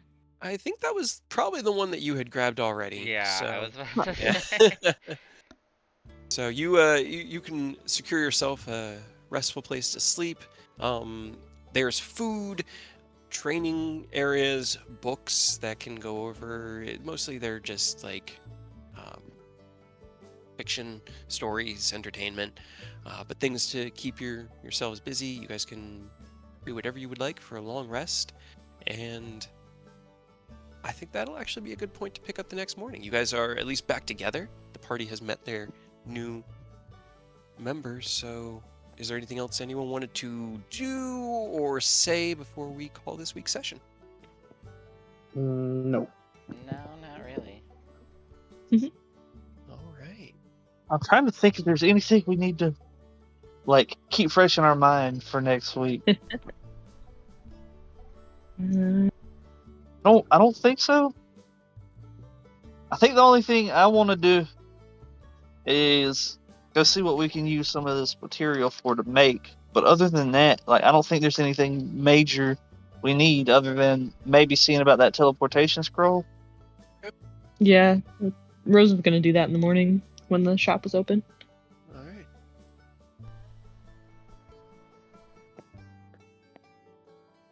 Yeah. Cool. Okay. Well, I just don't know when another good like moment to leave off, and so I just think this is a good one. But yeah, if nobody has anything else, then Yeah. Cool. All right. Well, I got you. Nobody died. You Yay. didn't piss off Ascalon or attack him alone. That would have been problematic. Yeah. I would have did tonight and went, I should probably make sure that this stat block is fully ready just in case. Yeah, I mean, the second he said Ken lives as long as he lives, that was like, okay. I mean, obviously, a little out of my league solo, but even if it wasn't, I can't go killing this man on the off chance that it kills Ken, so that kind of took combat out of there for Eidos, I think. Yeah. That was good. That was an Either those interesting 1v1 on Ascalon. Yikes. You got this. This would take a nice chunk out of him. Yeah. Probably I would. just don't know if it would wouldn't be doubt it. enough before he gets murdered. Man, And I then thought he would get squashed on the next turn. Yeah, Pretty much. I'm pretty sure I would get bodied, but you know what? It would be hilarious. let me see. What is his? Just to take a look. I mean, what does his dragon breath do? Oh boy. Roll the dice. Oh, Roll it. Roll the dice. no.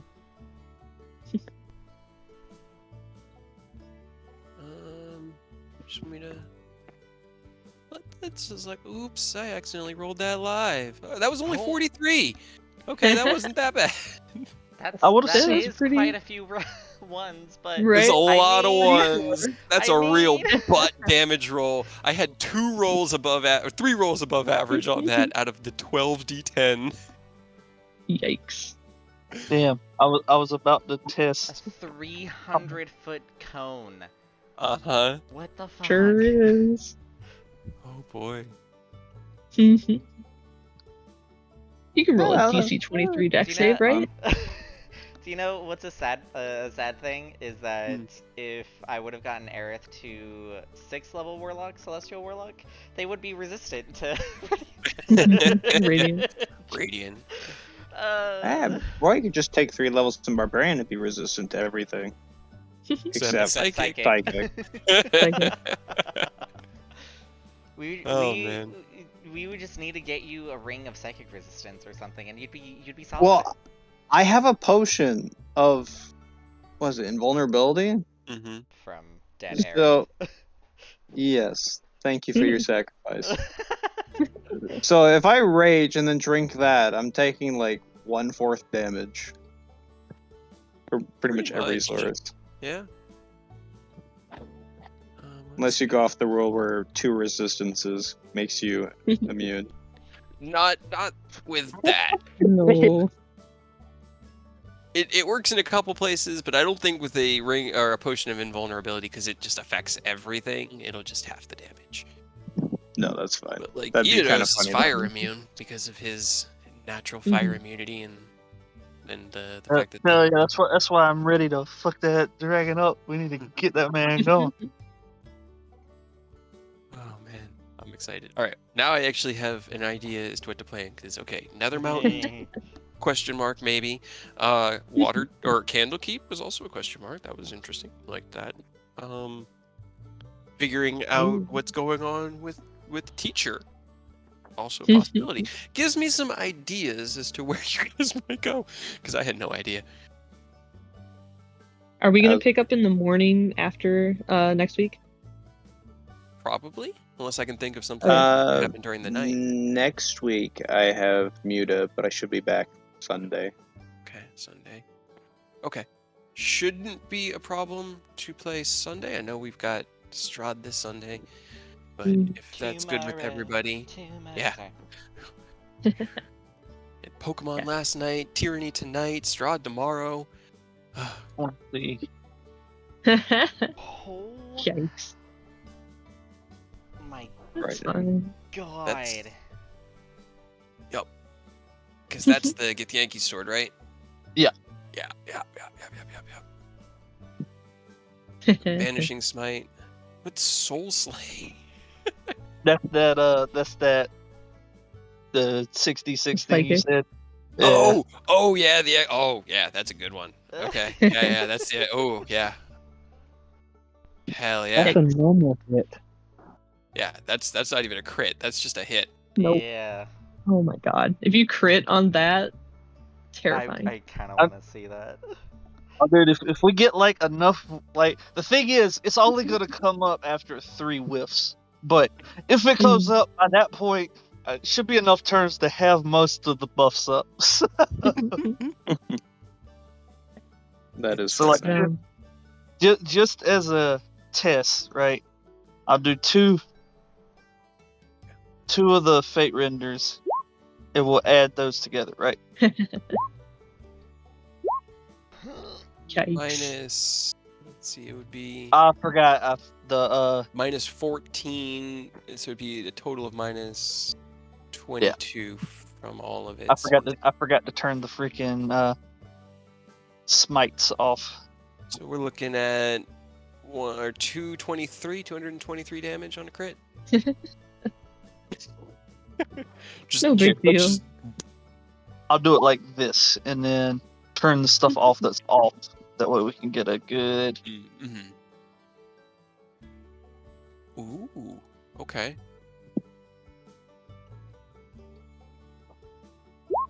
Let's see.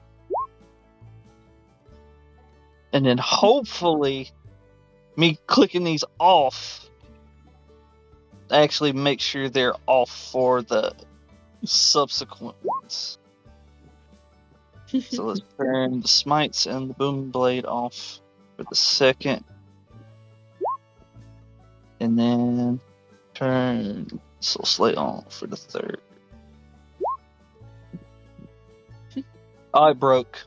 God damn it. No. Oh. But It was like, no, stop, that's enough. Too much damage. yeah, safe to say, if it Put some actually of that goes on clean, it's gonna be a lot of damage. A lot. Yep. Because now, the minimum I can roll, like damage wise, no buffs or anything else, just raw, is 26. That's the lowest damage I can deal in one swing. Still probably more than I could do in a normal swing. So when we find that red dragon who fucking killed Sebas, you're gonna fuck that man up.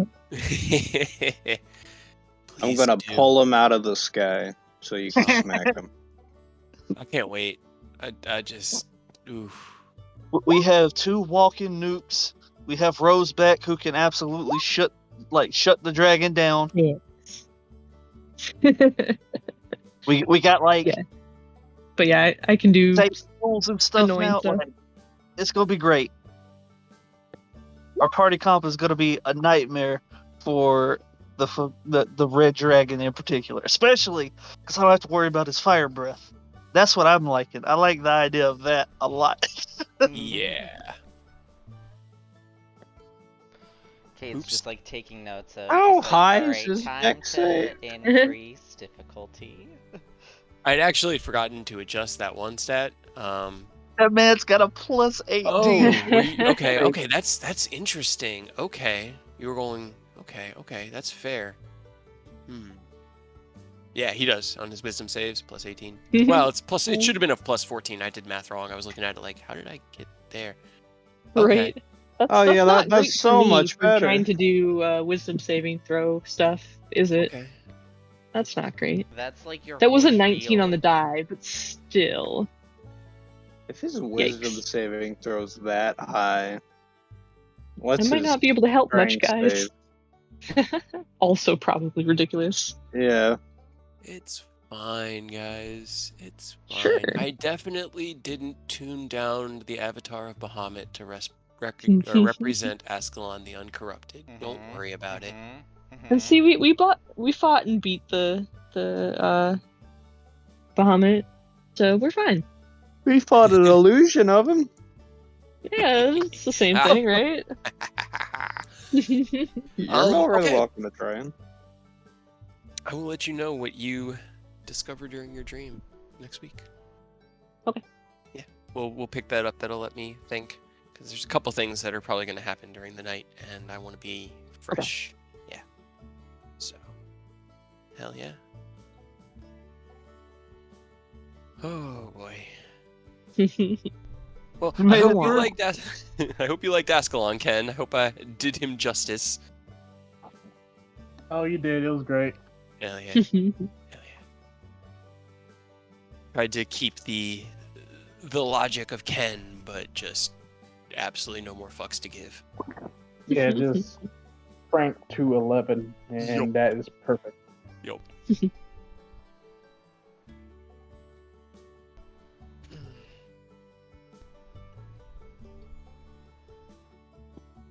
Ooh, That's now we Christmas. have to deal with that. Was Eodos willing to about to fight Robert there? Rose was. I know I mean, Rose Rose would have thrown was. down. I know Right, Rose was. I'm talking about Eodos. No, like Eodos isn't even against like the idea of using that. It's mainly just that he's not trying to cause problems further down the line. And like I said, I was rolling ass, by the way, behind the scenes, because the Raven Queen landed a raven on your shoulder the whole time we were talking. Yep. And She mad. I have no idea how to interpret it because I rolled terrible on insight. So terrible. But he doesn't want to have to fight Robert, because like Robert's a weird dude, but they've been fighting. He's cool with it, but he's not. He doesn't want to fight him. He wants it to just work out, I mean, if Robert does anything crazy to the point that like he seems evil, sure, but so far he's not any more evil than the rest of us, other than making a deal with the devil. But again, kind of like what Robert said, we sort of are doing the same thing with God, so it's not like we have a lot of room to talk. I was just making sure I was reading the room right, because to me it just seemed like only Rose was aggressive in that situation. Eodos was serious about it, but like, if it would have come to blows, he probably would have fought, but he didn't intend to right then. He basically just wanted to get everything on the table to figure out what the plan was moving forward, because that was two big things in one morning that they had to deal with. Yeah. And out of character, Rose is scared of you. They think that you're going to try to kill them again. Which might be why you weren't allowed into the mansion, because you don't sleep and I have to sleep. I do sleep. Robert has Do to you? sleep. Well, I mean, he has to rest. You got Rose spooked. Oh, do I? That's a good question Do now. you try? Yes. We'll get there next week. Oh, come on, dude. Of course. I want All right. I'm gonna get on my phone, step outside. I'll be right back. Yeah, I want you guys to see, because Kate, as soon as we were starting to have that conversation, Kate whispered me that a raven landed, and it was like responding to how I was reacting to the things you were saying. But I rolled like, I think it was a 4 on the insight to interpret what it was saying. So the thing that he told me was, it was like, you can't tell if he's saying, yeah, he's on the precipice, but there's still time, or he's already too far gone. And I was like, fuck, how do I deal with that? Raven Queen's just watching, slapping her forehead. Yeah. Goddamn. Oh, of course. He has to be so thick-headed. Oh, won't. I finally communicate with him directly, and he cannot even understand a basic message. Listen, I know swords and axes, okay? I know, stabby. See, that's why my patron's better. They literally like go face to face, like, "Alright, here's the deal." Be evil. No, that was never. They never said, "Hey, you have to be evil." They're like, "Just go It's kill a- the cult. Just go It's kill the cult." like queen of the devils, man. I think that's implied. She's not the queen of the devils. She's like, just go kill the cult, have fun. You have free will, do Sure. what you want. Uh-huh. Stay safe because I need you I later. don't believe that. Kill them all. That way, when it's over, you can come help me out. Give me a hand. It's so convincing. Right. You definitely Free. asked enough questions. Oh yeah. I mean, First it's not like I yourself. had the conversation multiple times with her before or anything. I asked questions in a previous encounter that I may or may not have forgotten. I will give Robert credit. At least he had it up. Like the way I looked at Eidos's backstory was, he didn't really have a choice. He kind of got strong armed. So like, he's not 100% against Robert's whole like anti-god thing, so much as there's just at least a little bit of proof that the gods aren't completely evil, and there's plenty of good ones. But a lot of like demons and devils are pretty nice for it. But at the same time, Not great. yeah, we could absolutely use that power though, and then like double cross. We could use this against them. Also, this one happened to used to be an angel. Used to Yeah, that makes it better. She actually has a really good quote on her wiki about why she actually changed. Am I allowed to post that? Sure. Go for it. It'll just be the Amicia and Artoria that might know the quote because they have like history of religion. The rest of us not roll well I don't enough. know So shit about religion. I'm not even proficient in religion. I'd say even it'd probably be just Arturia would have read it maybe a while ago, but unfortunately, like, and that's even given the slight relationship there might be between Null and Null is awesome, by the way. Like, holy shit, that's a cool god. But yeah. I'm more curious myself which one you like, because I read through like a lot of the detailed information and then kind of came up with my own image in my mind of her, and I really like Zariel. Like, Oh yeah. it's always fun. It's always fun to put on those shoes, man. Whew. Yeah, Yeah, so pretty the only much. problem. No, you finish. Alright, it's just the only problem is whenever you bring into like just levels of religion, whatever thing, is there really that much of a difference between her and what the cult's doing? Yes. Is there? Because they also believe that they're doing the right thing and like shouldering a huge burden to make things better. Oh no, but, no. You Oh, know, no, she's like okay. So in her actual lore, she was an angel who was tasked with overseeing. So there's a war between the devils and the demons. She was Mhm. tasked with overseeing it because if the abyss, which are the demons, got through, they literally have an infinite army. They would like destroy like everything. So she ended up joining the devil side to fight against the abyss, pretty much, to stop them from pretty much pushing through and destroying. She's the epitome all of shaking hands with your enemy in order to defeat a larger enemy. Yeah. yeah. Two wrongs don't make a right, though. Zariel stands exactly where she always does, where the fighting is fiercest. Yeah. So she's like always on the front lines too, fighting against the abyss. And I'm pretty sure she's lawful evil. Yeah, lawful evil. Keep wasting my time with your pointless words and die, or join my warband and live. Move Yep. swiftly. I have a plane to conquer. Yep. I'm busy. Hurry the fuck up. I thought you were gonna make a joke and be all like, be swiftly because I have a plane to catch, bitch. I gotta go. I'm pretty sure she has her own campaign actually, where you can actually make her become an angel again. She's Everness, whatever. She's part of Descent into Avernus. She's one of like the big bads at the end, and I think you can, but I think you're supposed to fight her. Yeah. To convert her, you need her sword, and you need her old friend who's like a magical flying elephant angel who's tiny. Elephant? Weird. Okay. Weird, but okay. Okay. I don't remember her friend's name.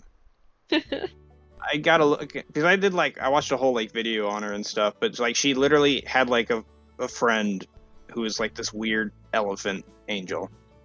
It's weird. Zariel was friends with the Hollyphant Lulu before her descent. Hollyphant. Okay. It's an angelic tiny elephant, pretty much. Yep.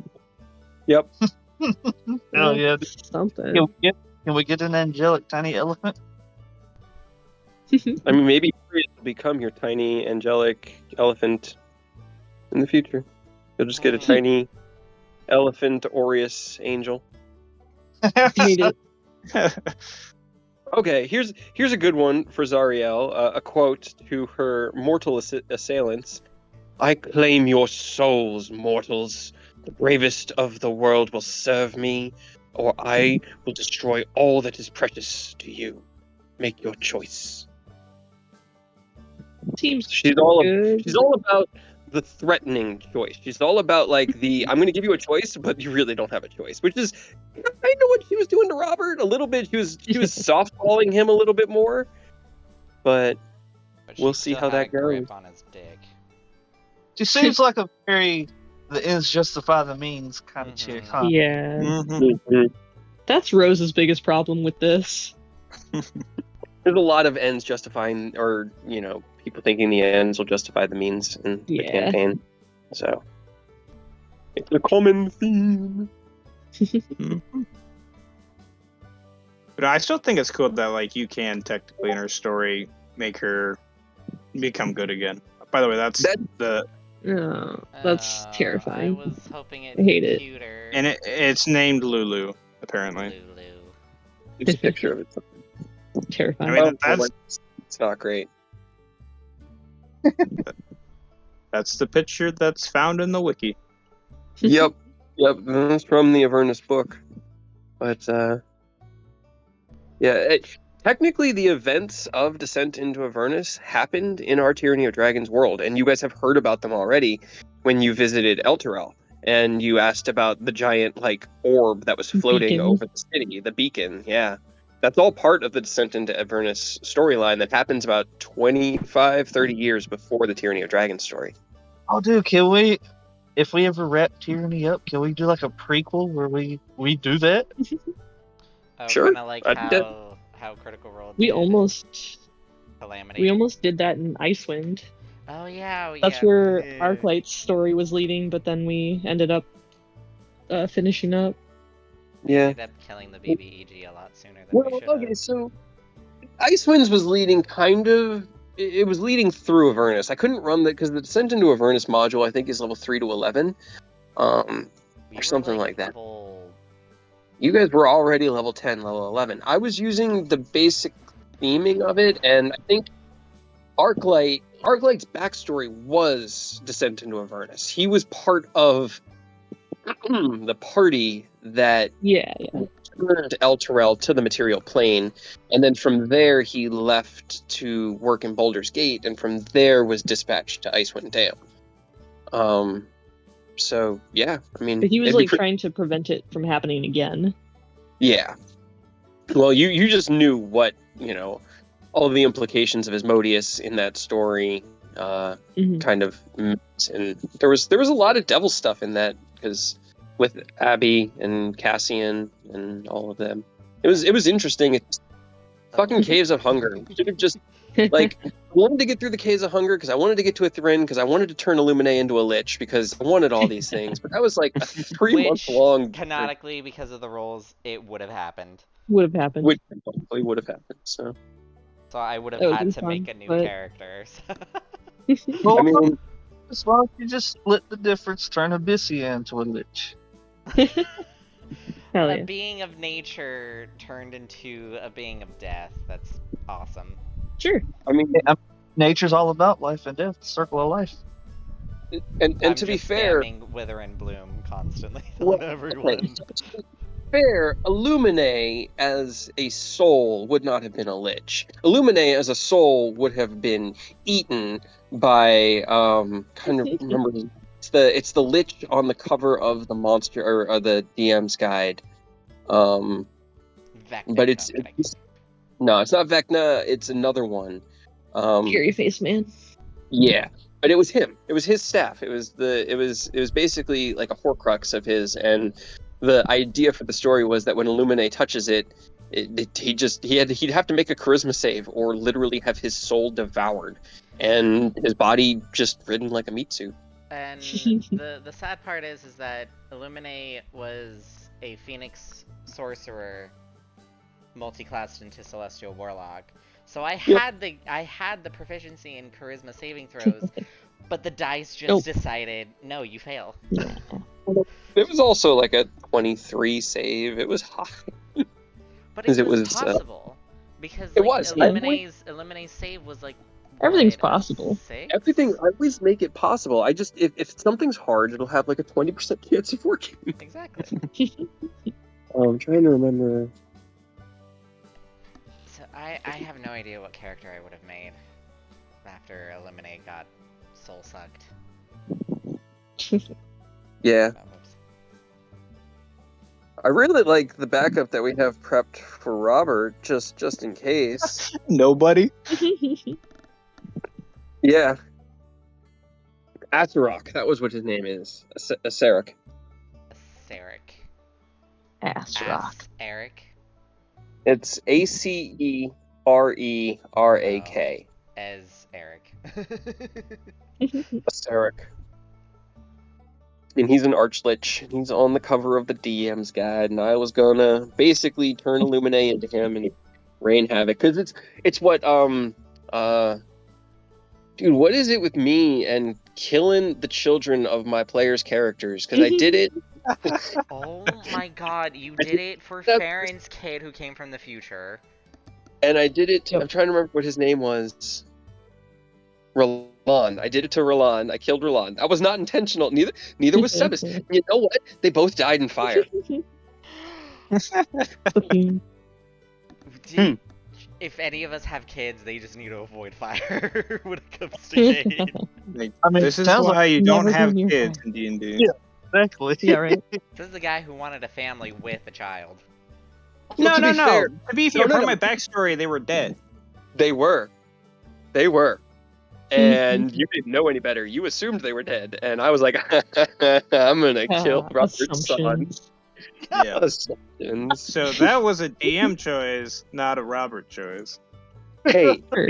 that was a story choice. And maybe It was- Sebas slipped. I just threw Sebas there as Robert's link to his humanity. Just in case you wanted to, Now Yeah. that Link is burned Yeah. and turned to ashes. No thanks, bye. Much to my happiness, because I get fun new toys. yeah, you're a lot harder to put down now. I'll give you that. Oh, yeah. Ooh. Is That's No is- more is of he gonna this. Is he gonna have 16 AC instead of 15 in his offensive stats? No. No. Or the armor No get AC for upgraded as Robert. well. It'll be like Hibisia can just slap bark To be skin on decided. you, but it just bumps it up to 16. I mean, it would No, still be better than 50. That's true. It would be. If you were willing to commit a spell slot for it. every combat, but it takes like a whole action to cast, which is really sad. No, if you did end up killing Robert, I actually wouldn't be too sad because I like my backup already. They're both do very too. good characters. They are, and that's why I'm torn, because I like the contention that Robert brings, and I like the kind of like, I don't know, he swims against the current of the party, and it makes for good interactions and good roleplay and good story. So I don't want him to go for that reason, but I also, after you had your conversation with your friend downstairs, looked at it and went, there's a good chance the party does not understand this and either kills Robert or just tells him to leave. At which point, I can't have Kyle leave the table, so Kyle, you need to have a backup ready. Yeah. I'm not gonna lie. Maybe Definitely thought Rose was gonna swing on that man. I mean, she technically did. She hit me for 31 damage. I didn't hit you more than I put a month-long curse on you. I was debating punching you for that, but I'm like, you know what? If I punch just randomly without explanation, Eodos might Yeah, attack me if you back. did that, Rose probably would have fought you, like, for keeps. Why do you think I built a map, guys? I literally drew where you fought and was sitting there going, how would the beds be arranged? I think it'd be arranged like this. All right, it's about this wide. Table's over here. Where would they be? Arturia's probably back in this corner. I'm sure Eodos is like chilling on a bed. He probably sat on his cot. Robert's definitely like standing defensively in the middle of the room. Would Rose be standing or sitting during all of this? And this is what while you guys are arguing and I'm listening. It's great. You're on a very rocky footing with Yeah. Rose at the moment, and it's still not entirely resolved. Yeah, well, another thing I was worried about was like, if there was a fight, I know for a fact Rose and probably Eodos to defend Rose, but I don't know about the other two people. Hibisia Like, would have been neutral because well, and you said you'd be neutral, so like, all right, now it's down to 3 people. With the last person, and they're a holy paladin, I'm assuming, so I'm like, they'd probably jump in. Now, Pretty- I will say, if it had come to a fight, I don't. Eodos just picked something up specifically for a scenario like this in fucking Hold Monster. So, Oh, that's funny you said that, because I also have a new tool that works in a very special way. so I would have either just grabbed you or grabbed Rose, depending on like, because Roses get very aggro, and I definitely understand it, but Eodos is weirdly understanding because he's kind of a mercenary. He's done a lot of like really bad things.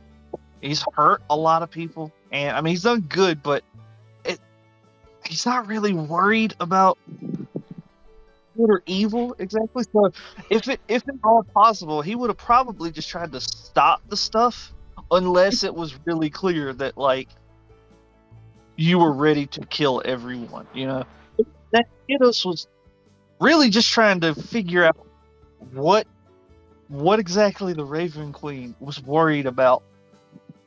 I mean, I'm curious too. I have a slight idea, but I'm like, Robert's also just one guy. Right now, at least. But no. That it was funny. It was funny. I was waiting for something to happen because it was like, Yeah. I gotta grab one of them. It's probably gonna happen. Well, like I said, Rose hit me. She hit me Didn't really hit fucking you. hard. You attacked me fairly hard. I That- set a trigger in your brain. that was the exact moment where I was like, okay, I'm glad I got Hold Monster because we're about to start swinging on each other. And I don't know if it's gonna do more damage outright, but whichever one does more damage first is the one I'm gonna grab. That was a nasty Gaius too. Yeah, that was a really strong one. That was pretty funny. Or I guess try to grab because there's always a chance you just save it. But Yeah. Well, I mean, if anything, if it came down to it, I'd probably just start out by throwing the balls of Bolero at you and just hope that stops you. Because, like, yes, Rose is annoying, but she doesn't do a lot of damage. Yeah, I'm just worried you're gonna, like, 1 or 2 shot me. Funny. You think you can stop them? I think we were talking about it, and like Iodos might. He's definitely the best one to be able to. Mm-hmm. He's the one to fear.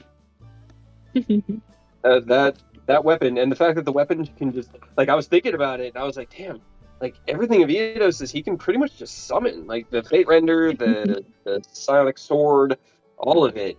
Like it doesn't even need to be carried. So yeah, the only question I had to ask about what you were wearing that morning was your armor, and that argument was perfectly logical in every way. So it's like, all right, yeah, you would definitely have your armor.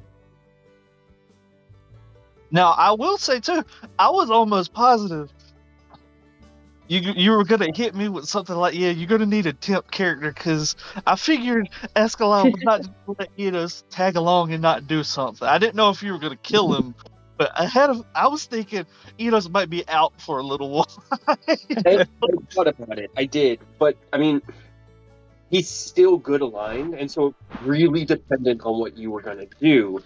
And as long as you didn't actively try to stop him from what he was doing, which is making a lair, didn't give a shit. He didn't. You were so insignificant in his eye right now. Like he has a mild bit of love, friendly, familial love for you. That's a remnant of Ken, but he recognizes it as part of Ken. And so he was willing to give you the time of day. But when I say that conversation started with you being treated as a neutral party, I mean in the purest of ways. He didn't care whether you fell to your death or made it all the way there. And as long as you didn't actively try to fight him or stop him or change him from doing what he was doing, he didn't give a crap. That was about what I was assuming he was going to be, at least with the flight. I definitely didn't think he would just let me chill while he was doing his lair, but I'm glad that worked out, because like I said, I was fully prepared to have to whip something up, even if temporarily, because I thought I was going to have a conversation and then he was going to like deck me and just drop me temporarily. If you'd stayed the night and hadn't teleported home that night, we'd be having a different conversation. Oh, no.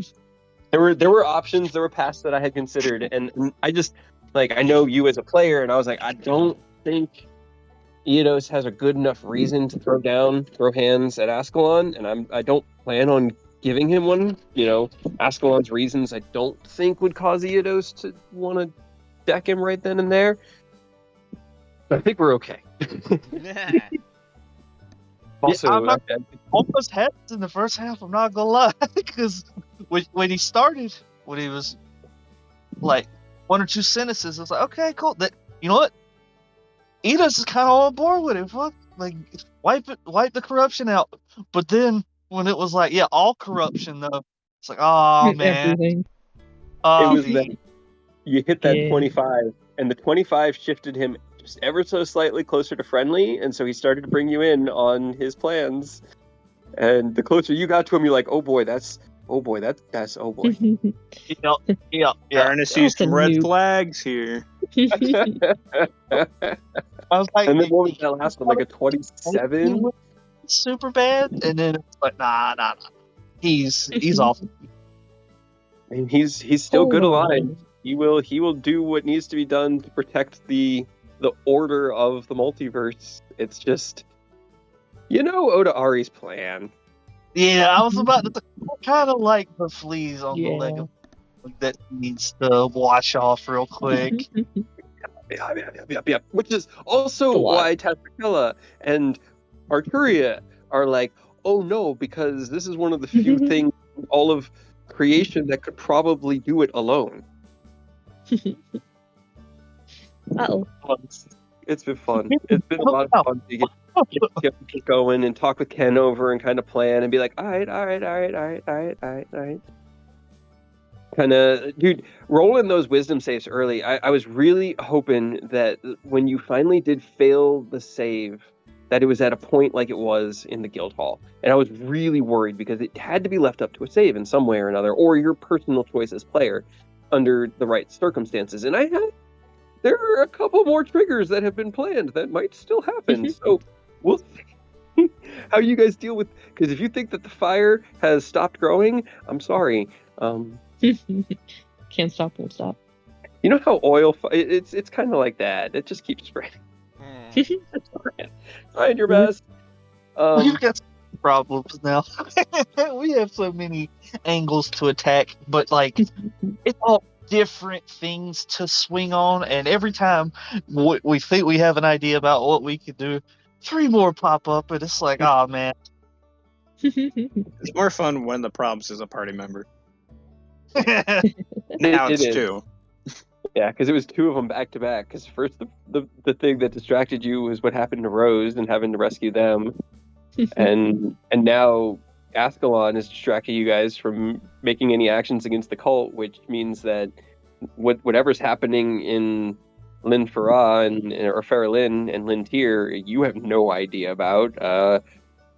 Sid is going to be where he's at, and Garrick will continue to work unaccosted. Severin, wonder what he's been up to. Who knows? So We got- it's we have so many things. I wish we could get them all in one room, like line them up shoulder to shoulder. Just take one shot and get them all in one go, you know?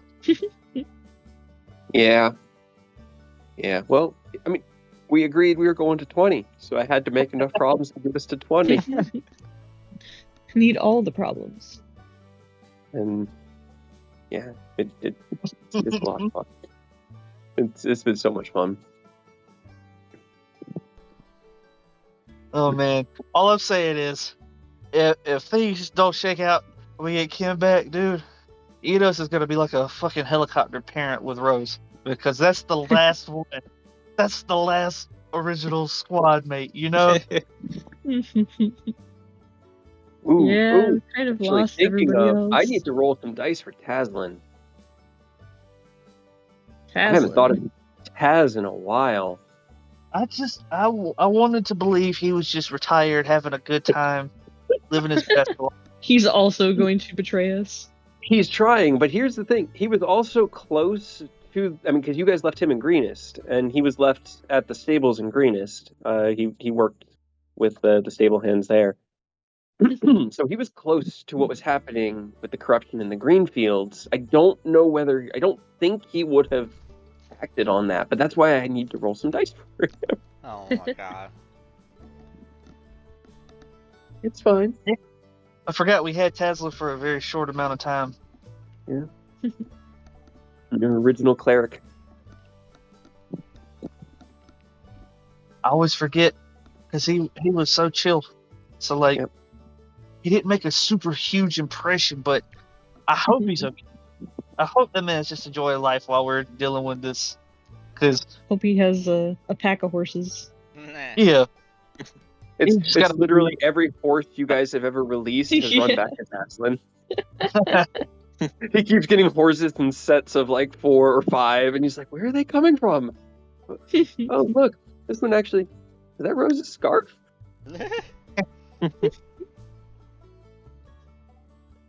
And it's funny because I feel like the bad guys are always doing something behind the scenes, and they're always like Oh, growing yeah. it.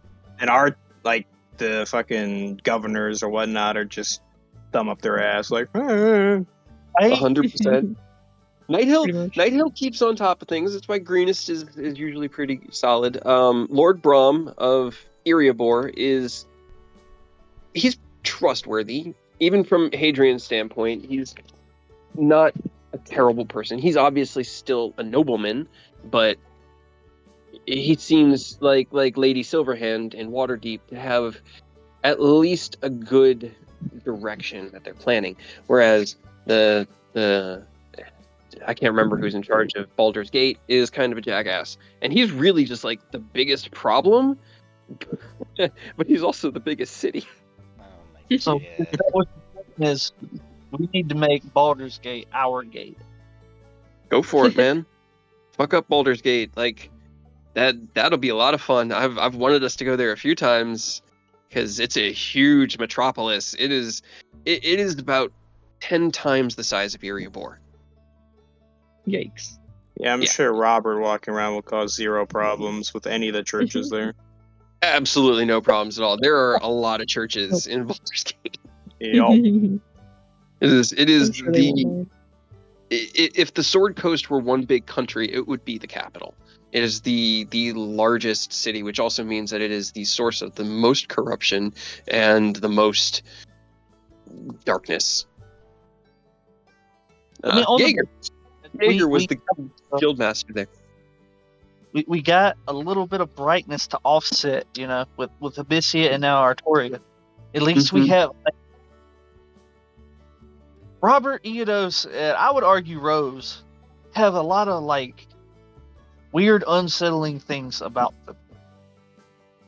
But Ken, Abyssia, and now Artoria at least seem like they could kind of balance that out for us, Yeah. Morally good. Looks Something like- we're lacking in. Yeah. Moral compass? Yep. Ever You since mean Aureus went Ken? down, you guys no Yeah. longer had somebody questioning, is that what we really should be doing? Robert's a walking skeleton in spooky armor and a demonic glaive now. Eidos is walking around in dragon scales. He's got all those ghost gems that add to the shit. He's got just darkness now because he got life drinkers, so his weapons are just oozing black. Rose is just unsettling. No offense to Rose, because they can be literally anyone. Yep. Plus, they So- probably have PTSD to some degree. Oh, At definitely. this point, we really need people that, at a glance, seem like they're trustworthy, because us are just not that. Yeah. Yeah. It's like we're the heroes that'll save the day. We all just look like villains. Right? I mean, We're all terrible. it's a party of anti-heroes. I mean, and you're not really even anti-heroes because you don't hurt people, but you Necessarily go out of our way not to hurt people. no, but you're not putting a lot.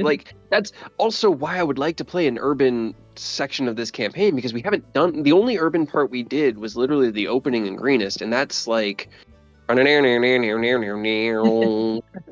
it was it was a farming community, Farm. and you guys rolled through with your shining star, who basically, between him and Eodos, you guys were just like, we're gonna save fucking everyone.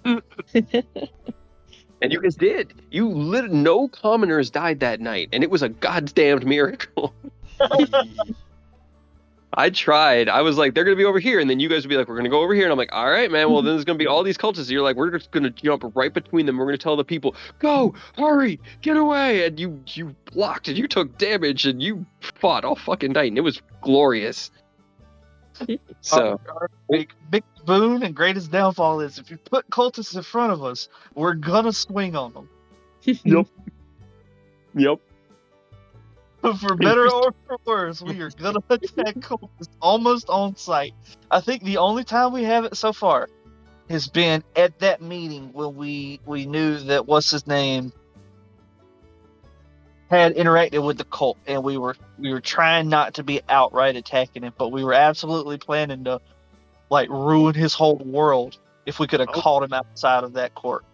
Yeah. I mean, the cultist scam. Ooh, I We wonder waited what on that. you. Oh no. He better hope he never leaves wherever he is the same. Because if we Ken is now a dragon. We lost Aureus and Aerith. We had to go out to essentially outer space to get Rose back. We have been through so much. I'll kill him on sight if he shows up in the wrong place. We have gone through too much. It's not even worth the hassle at this point. Noted. I am noting that for future reference. I mean, I'm pretty sure you've told Robert that he's corrupted. At that point, even Robert would just go out of his way to kill him, even if he's like, "Yeah, this might cause problems, but hey, he's there." But hey, there he is. We're trying not to. We've been doing our best to keep Aureus his memory alive, but not just going into just like murder hobo mode. And Ken was doing at least a decent job at kind of wrangling us. Not a perfect job, because Ken wasn't like wholly good, like, but he did a good enough job. We don't have that now. We picked up Artoria, which I'm assuming she must be relatively good if she's like a dragon cleric or whatever. So Oh wait, does Ken's dragon form now have Aureus's legendary item?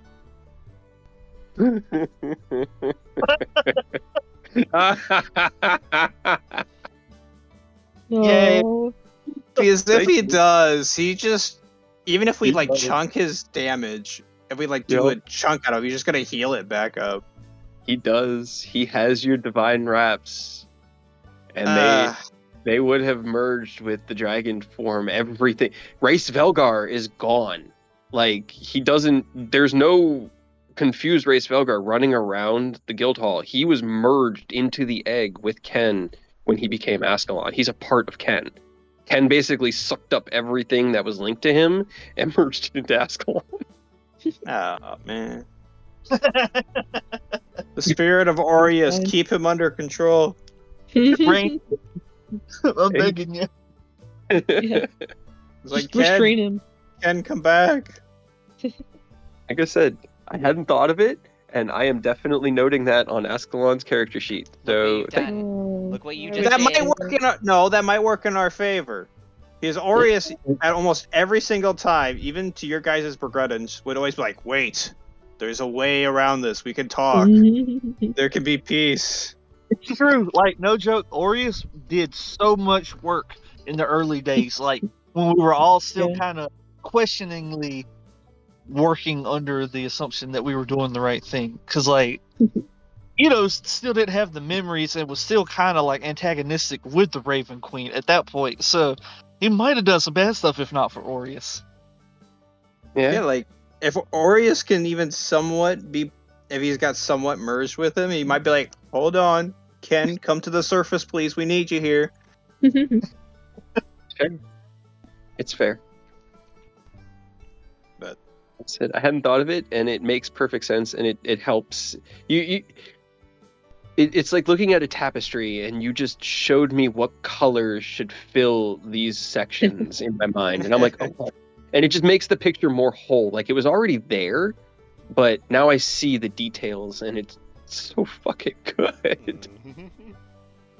Oh my god. Yeah, it's. I told G a few weeks ago when like during the move and stuff. I don't think I've referenced the Tyranny of Dragons book in like 6 months. Oh. Jesus. Yeah. We're that So- derailed. Far off. Like we derailed when I sent you to Schult. Okay. Yo. When I That was looked a at the while ago. character and looked at chapter chapter 5 on the road, I was like, that sounds Boring. boring. Like it wasn't even boring to me. It was just you guys were gonna hate it. Like there was no throwing down with the cult. There was no dragons. There was some like investigations and dealing. Like the whole interaction with Vogue was one of the engagements. It was one of the things that happened, and that ended up being really cool. So I took it from there, but I needed time to kind of figure out how to homebrew stories. So I was just like, fuck it, I need a short adventure. What's this? This looks like a cool dungeon. It's right at the level they're at. I'm just going to throw them at the Lost Temple of Temoacan. And oh my god, that took so long. So many hallways.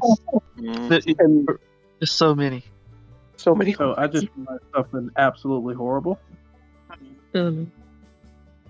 So, Ascalon has all of Ken's experiences to memories and Mhm. has his more cranked up to 11. And it's funny that how should mention Vogue and how he's corrupt as fuck and connected to the cult. Oh, Can anyone else no. say target number 1? Urban You're gonna campaign blow up whatever town he's in. town. You guys know Wherever he is, I guess. Vogue has 2 manors. One in Waterdeep, because he's a major trade mogul. He controls a lot of the ships that trade up and down the Sword Coast. why he had an airship. He has one in Waterdeep, but his main manor is in Baldur's Gate. Hey, So now we're gonna blow up 2 towns. yeah, And easy. what did you say about Baldur's Gate being like the biggest but the most corrupt city on the Sword Coast? Mhm. Sure, that's fine. Yeah, that's a Right. reason for an urban engagement. Yeah, look at that. It's all put together. Man, I told you. It's all such a good, like, it's dominoes, and I don't even have to put all the dominoes up. I just flick a domino, and it finds the dominoes that just make this really dope shape. And Well, wouldn't that also mean he knows about Robert's crystal, though? Robert's, like your amulet? Yeah. Yeah, of course he does. That's not good. He knows everything Ken knew. Can it? If everything merged into his form, does that mean this big ass dragon is gonna have big ass versions of Ken's fucking flashbang grenades? No, but he might gain their ability. Oh, good. He just You glows, just do it. super bright and just boom, flashbang. I was actually thinking like Tien's solar flare. No, Oh no. that doesn't make it better. No, I know. That's why I do It it. actually makes it worse. Yep. Don't worry, But guys. Just gain blind sight, and you'll be fine. Yeah. His sword has been merged into him, but you saw no sword on him, Eodos. Oh. Just do that with his hands now. He just stabs us with swords. I mean, I'm hating this more and more. His hand's probably like the size of us. He could probably just poke us to death. Yeah, like Probably. his hand, he could just squash you guys. It's gonna be so much fun. Each of Ugh. his fingernails is just a giant dragon slayer sword. Yeah, pretty much. They're all great swords. We're gonna have to like full commit turn 1 to try and do as much damage as we can. And hope for the best if we end up having to fight them.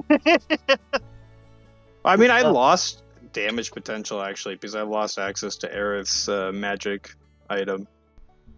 Yep.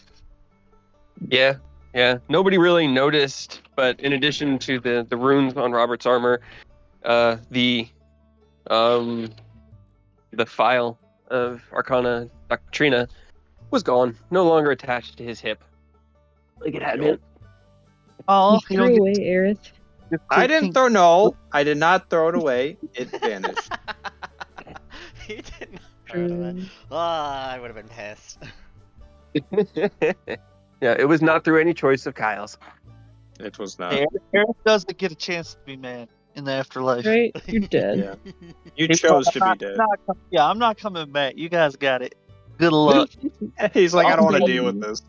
Also, comfort my mom, who has to deal with the fact that I'm not. I can't wait You for that guys interaction. I mean, he might head out to the there since he knows that one of the guys in charge out that way has a mask. Ascalon might go. Yeah. Another fair point. Another very fair point. He's got so many targets. There's like everywhere. For the most part, there's been at least something that we could point to that's enough that it would warrant annihilation from his point of view. I mean, that's why it's dangerous. Like, I don't think there's a city in the Sword Coast that is free of corruption. Well, I mean, if we're talking like pure corruption, pretty much Agroland and Galandar are just like completely 100% corrupted at this point. Oh, that's what I was saying. Like, But like everywhere. To ask what he meant with the corruption, because no joke, if you just want to be reductionist about it, nothing isn't corrupt. Right. Yeah, so like if Robert went up to him, would he be like, corrupt, kill? Probably. Probably. He would probably have tunnel vision on you because of your. Well, no, connection. because to be fair, Robert he also pretty much wants a very similar goal. Is he doesn't want corruption in this land. He realizes that technically he's corrupt, but he's going to use it to finish everything else, like to finish all the rest of the corruption off first. You So use the like- rock to break the rock. What? You use the rock to break the rock. Exactly. So it's like at that point, would he be in agreement with Robert, or would he just see Robert as another corruption that just needs to be cleansed? I mean, he I was like- probably would appreciate the fact that you're trying to cleanse corruption, but he was very clear on all corruption. So I think he. So I mean, I'm pretty sure all of us so dead like 100% because we're. I don't think we're evil, but we've made some pretty selfish choices and some pretty corrupt moves. It's a miracle he didn't outright say like, "Look, this is your one time because you were his friend. Next time I see any of you, it's on site." You know, it Yeah. went away very fast. Yeah, well, you were saying the right things and asking the right questions. I'll give you that. And rolling quite well on the second few persuasion checks. The first few rolls were not good, but once you got him into that kind of talkative state, you weren't kind of contradicting him or trying to argue with him or doing it. You were just sort of like, "Oh no, all right, I think I need to go." Yeah, I'm just gonna What's up? go. was it gonna shake out good? And it was very clear he was not changing his mind. It was like, okay, maybe we need to get the fuck out of here. They hit the old Instinct kick in. Get away from my neighbor's dog so that they stop barking because it's super fucking nice out. I don't want to be inside because it's actually nicer outside than inside. Hell yeah. No, we've been getting rain up here in Tucson like crazy. I think we saw it earlier, like the whole On the what is that? horizon. Yeah, It was east Wednesday horizon. where it kind of hit hard because my dad and I visited my brother, and usually once a week we have dinner over at his house with his family. And when we were driving on our way back on the we have to take the freeway. So there was like barely any visibility because the rain just came in super hard. So that was a Honestly, fun, we got like a corner of that. yeah, that was a fun time just driving in on all that rain with my windshield wipers just going crazy, going back and forth constantly, just so I can see even just a little bit. But yeah, but then it's just been like, it hardly rains over at my parents because we're just Because like, you're in the desert. yeah, but like everywhere else in Tucson, it gets quite a bit. But like when it comes That's to weird. like seeing the like the weather come in, we just don't really get hit much. Huh. But yeah, I should do an outro for my thing. So I will be RB. Okay. Thanks so much for watching, and this episode was much shorter and not a lot of action here and there, but, you know, exciting things and, you know, other things. But yeah, I hope you guys really enjoyed the RPing. That was very enjoyable. But I do hope you guys stay tuned for other sessions, future sessions. As mentioned before, we are going to have a Curse of Strahd session tomorrow night. So there may or may not be a schedule change in the future, but I guess we will see how things roll. But yeah, again, thanks so much for watching, and if you missed excuse me, if you missed the session, I do record these, so the entirety of the session does go up on my YouTube channel, which the link is on my Twitch, so you can check that out. And of course, I hope to catch you guys next time.